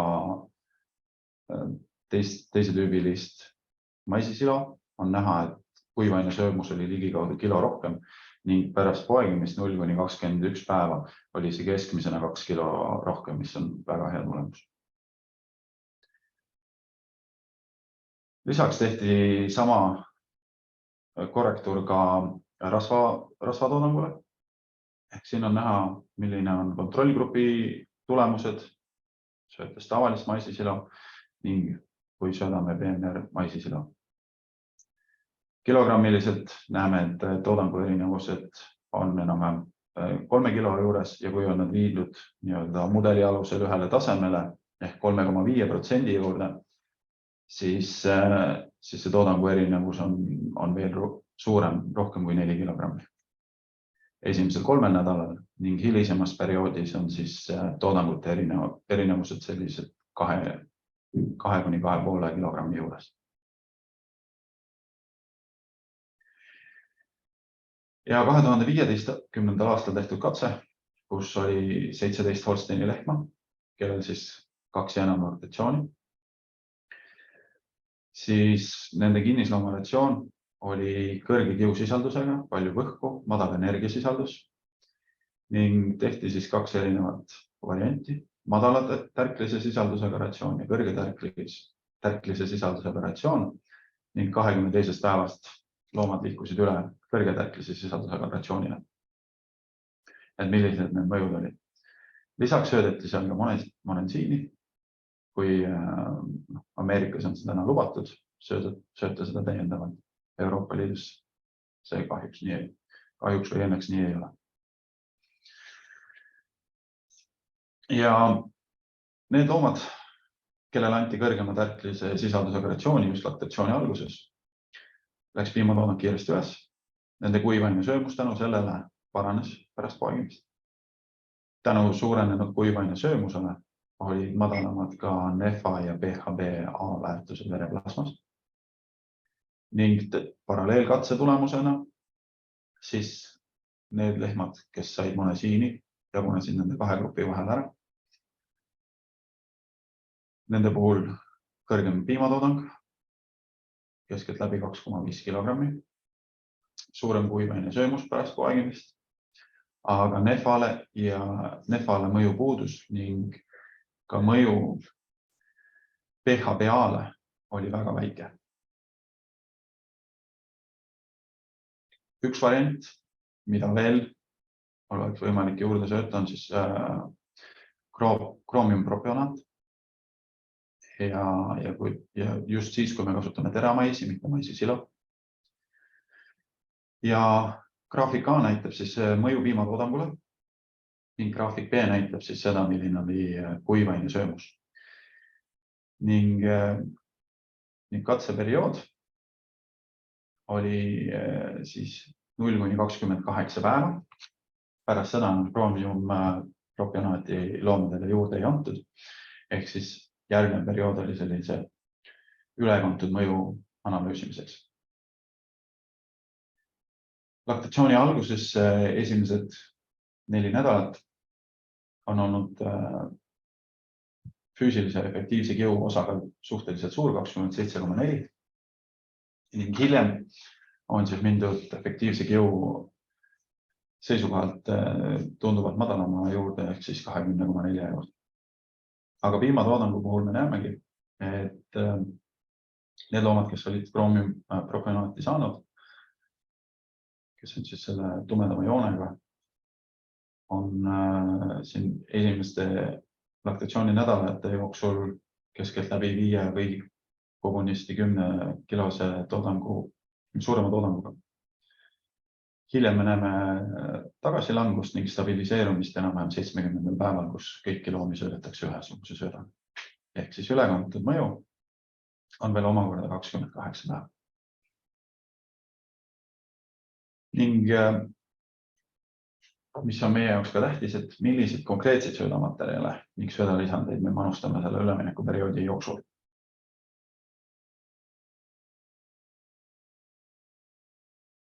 Et on erinevad toitained ning söödalisandid, mille manustamine üleminekuperioodil mõjutab loomade tervist ning ka nende toodangut.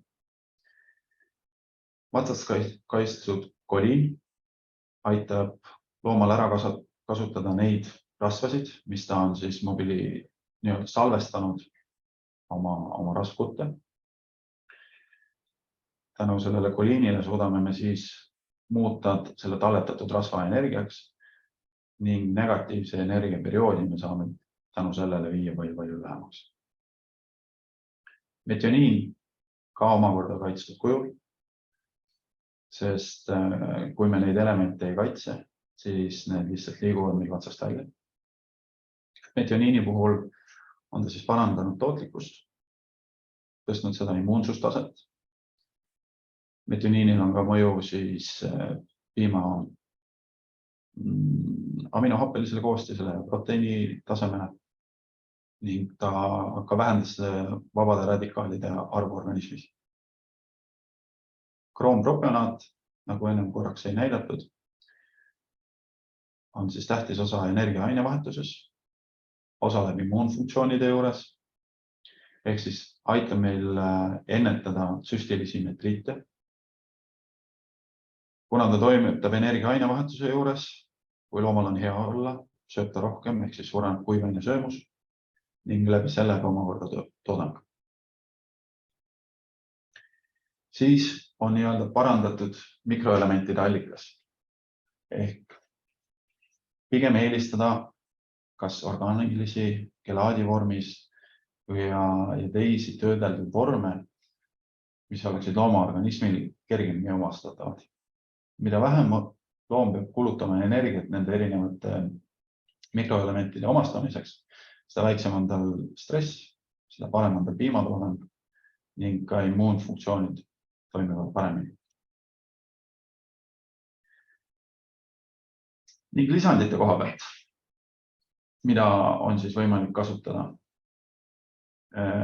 Monensiin on küll Euroopas jällegi keelatud, aga erinevate poolide sees on ta olemas. Parandab siis propionaadi tootmist ning teine variant, mille peale võiks mõelda, on siis pärmikultuurid, pärmitood, mis omakorda siis parandavad vatsaprotsessi, kuivaine söömust ning toodangut.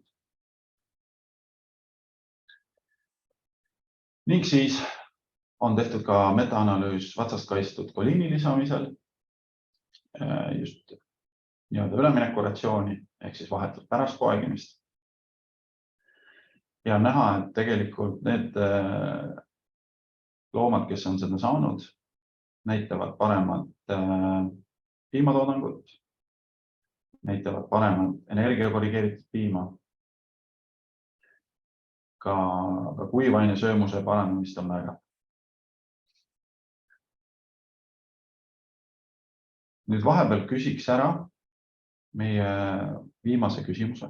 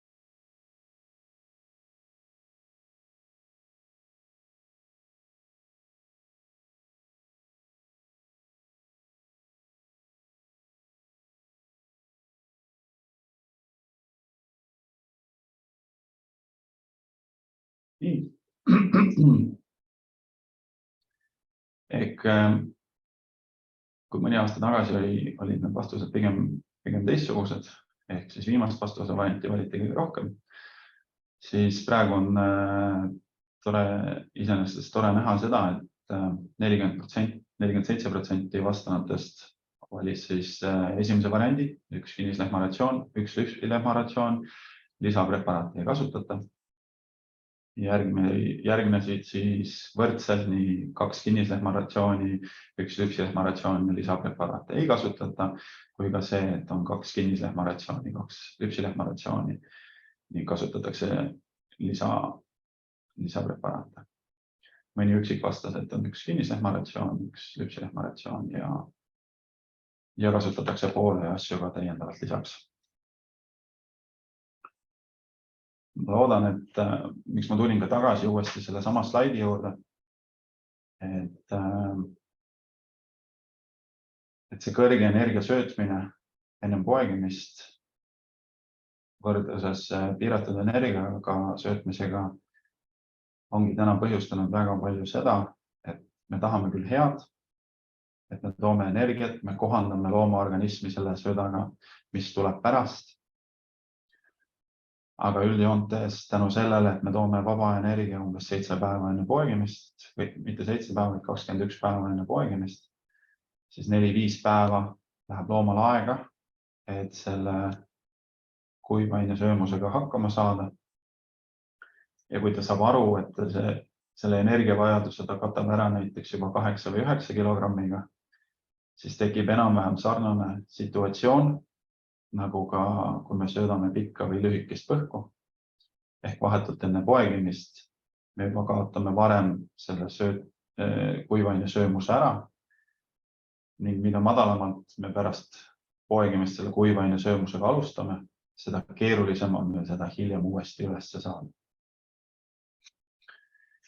Ehk loodan, et mõtlete sellise kontrollitud energiaga kinnisloomaratsiooni peale. Ja need, kes täna kasutavad erinevaid lahendusi seal juures, võiksid mõelda, et kuidas neid ka omakorda sellest süsteemist välja lülitada, võib olla erinevate mineraalide lisamisega oleks võimalik seda kõike natukene veel täiendavalt ennetada.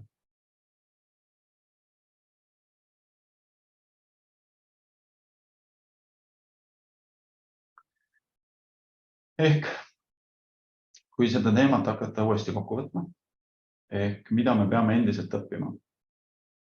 Endiselt on meil kohati arusaamatu, mis mõjutab meil seda kuivaine söömust 2 nädalat pärast poegimist. Ja kui suur mõju sellel võiks olla, kuidas me looma ennem poegimist söödame. Teise asjana, mis meil täna reguleerib kehaproteiini ainevahetust ning kas me saame seda mõjutada läbi söötmise ja töökorralduse. See on nüüd see teema, miks me tehaksegi väga palju katseid täna erinevate aminohapete söötmisega, et leida, milline lahendus võiks toetada seda looma kõige paremini. Ning omakorda me peame küsima, kas sellel on tähtsust, kas sellel on tähtsust, et me oskame seda proteiini ainevahetust nii täpselt manipuleerida. Mis on meil tänaste meie piiratud võimalustega küsimuseks, on see, et millised aminohappeid on meil täiendavalt vaja sellele metioniinile ja lüsiinile kõrvale. Kahjuks on täna meie söödaanalüüside võimekused sellised, kus me ei saa määrata oma silodest Eestis veel aminohappeid, ehk siis me ei saa arvestada ka meie nõuande ja erinevate teiste teenuste pakkumisel sellele, et aminohappelised tasemed on sellised, et neid parandada me peaksime lisama seda nii palju või seda nii palju. Loodetavasti lähiajal tuleb ka Eestisse võimekus määrata meie söötadest aminohappeid ning tänu sellele siis ka soovitada tarbijale, millist lahendust võiks pakkuda. Ning kuidas me peaksime muutma oma töökorraldust, et see sobiks loomale kõige paremini, kuidas me saaksime vähendada neid stressiallikaid, mis meil võivad tekkida just selle üleminekuperioodil. Kui me tahame, et loom saaks terveks, tal peab olema hea ja rahulik. Aga kui meil on ülerahvastatus, kui meil on kuumastress, kui meil on seal väga suured sotsiaalsed muutused, siis need on kõik, pluss veel söödamuutused, siis need on kõik tegurid, mis täna kahjuks pikendavad lihtsalt seda perioodi, kus meil loom ei saa terveks. Ehk tähtis on, sarnaselt nagu eelmisele ettekandele, et saada neid loomadelt rohkem, tuleb neid hoida väga hästi ning sööta väga hästi. Siis milliseid makromineraale me kasutame ja millise strateegia me peaksime valima anionsooladega ja kaltsiumi tasemega. Kui kinni me peaksime olema uriini pH väärtuses. Et need on need kohad, millel ei ole täna 100% ühest vastust, kuid me näeme, et mõned lahendused töötavad paremini ja mõned natukene halvemini. Aga kindlasti on see koht, mida tuleb veel edasi arendada.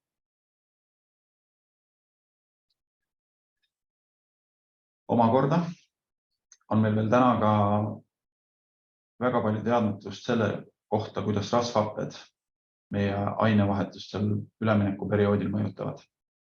Kas see protsess on sarnane juba hilisema laktatsioonifaasile või tänu sellele, et meil on põletikunäitajad pigem kõrgemad kui tavaolukorras, kas ka nende rasvhapete imendumine ning tulemus on siis mingit pidi teistsugune.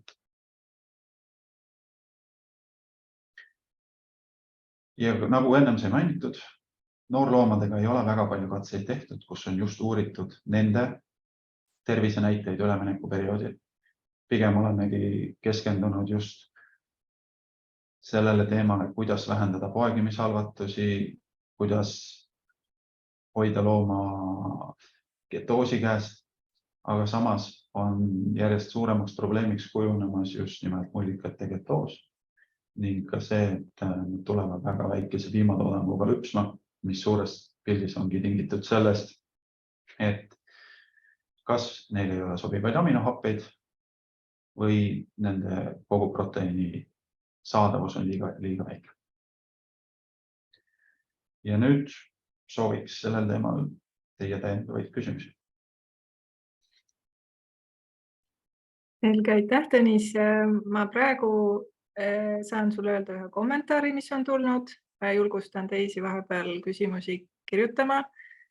See kommentaar tuli Tõnu ummikult ja ta ütleb, et Magnum Veterinaaria pakub innovaatilist tehnilist lahendust subkliinilise ketoosi ja ka atsidoosi avastamiseks farmi lüpsvatel lehmadel. Et kas sa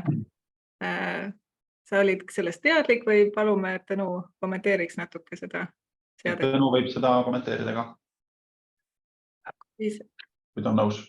Ja, kui Tõnu oled kuuldel ja soovid lähemalt tutvustada seda lahendust ketoosi avastamiseks, siis ole kena ava oma mikrofon. See oleks huvitav lähemalt kuulda.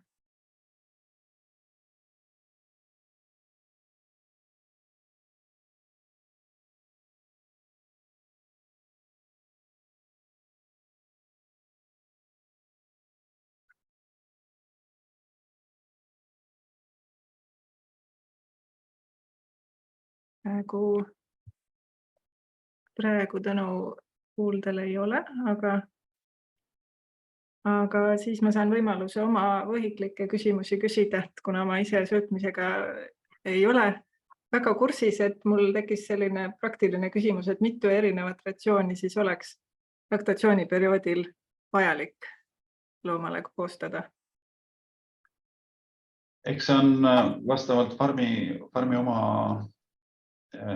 tööriistadena, aga üldjoontes lihtsuses peitub võlu.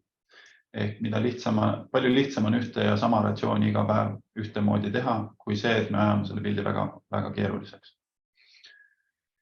Et see ratsiooni kohal on täpselt selline, millised hooned ja tööriistad ettevõtetel on, mida nad saavad kasutada. Mõnel töötab ainult üks, mõni vajab 7. Selge.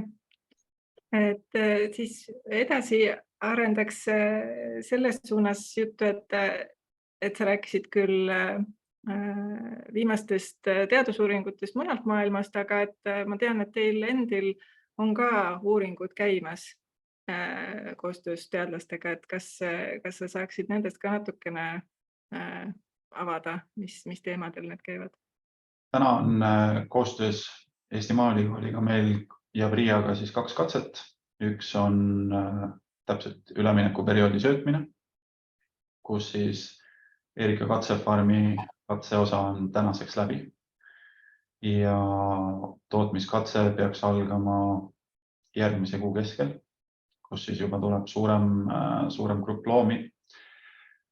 Testisime erinevaid variante just selle kinnisperioodi söötmise ajal ja ka 21 päeva pärast oli meil kasutusel fütogeensed söödalisandid, olid pärmid, kaitstud glükoos ja et vähendada erinevat riski oli ka kõikides katsevariantides sees EFSA tunnustatud toksiinisiduja.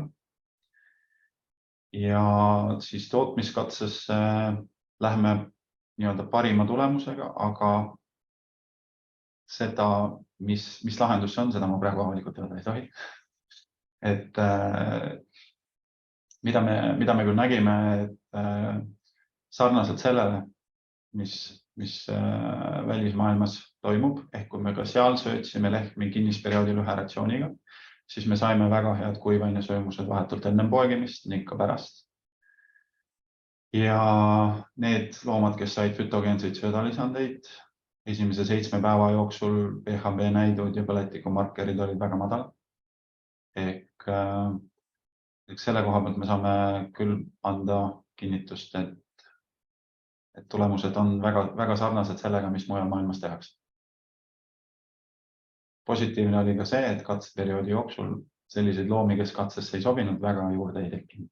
Et kogu perioodi jooksul 4 looma siis läks välja sellest. Kas teil praegu on hetkel see ainukene uuring?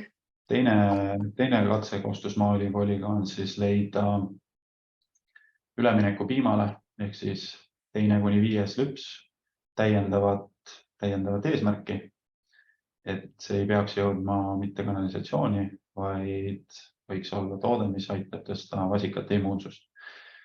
Ja seal on täna töö loomkatse faasis ja loomkatse tulemuste analüüs hakkab meil suvel pihta, et selle kuuga saavad kõik loomkatses osalevad loomad oma preparaadi kätte ning siis me saame hakata koguma andmeid nii nende kohta, nemad jäävad meil jälgimisse, katses osalesid nii lehmik kui pulvasikad ja lehmikud jäävad siis nii-öelda jälgimisse kuni selle ajani, mis nad Eestis elavad ja uurime ka natukene nende emasid ning teisi tegureid, mis seal farmi spetsiifiliselt võiksid mõjuda. Kui suured need katsegrupid teil on, ja kui pikad need teadusprojektid üldse plaanitud? See vasikate katse on täna töös 3 farmis ja igas farmis tuleb siis 70–80 looma, kes selles katses osaleb.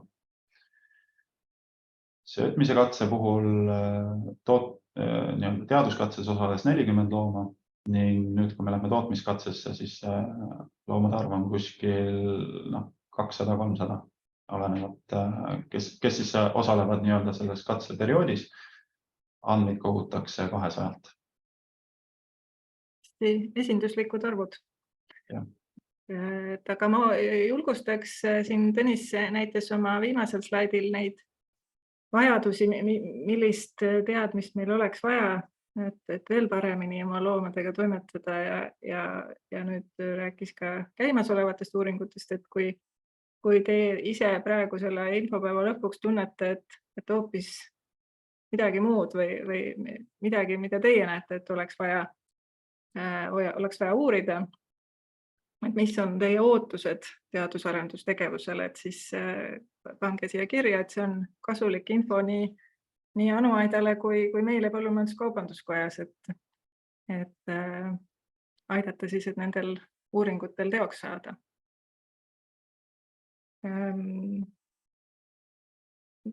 Praegu ootame, kas veel on kuulajatelt küsimusi tulemas. Kasutage juhust.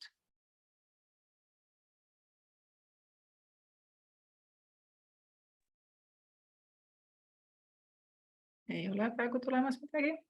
Ja Tõnu hommikut ka ei ole kuuldele tulnud. Et see jääb siis mõistatuseks praegu, millise innovaatilise lahendusega on võimalik ketoosi ja atsidoosi avastada. Aga tuleb siis helistada Magnum veterinaariasse arvatavasti. Ja. Nii, aga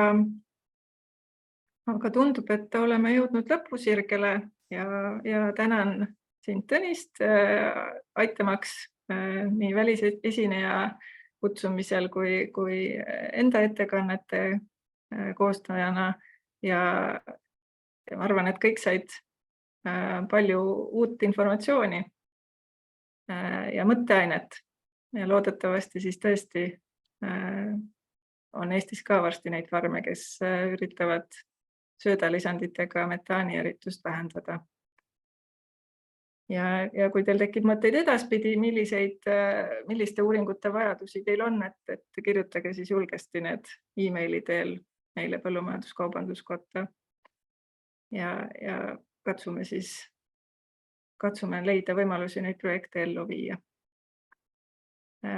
Kõigile kuulanutele saadetakse nii slaidid kui ka salvestuse link et saate need üle vaadata ja samuti tagasiside vorm ja palun siiralt, et te siis võtaksite seda tagasiside vormi tõsiselt ja paneksite sinna oma soovid kirja, mis teemadel teid huvitaks tulevikus infopäevadel,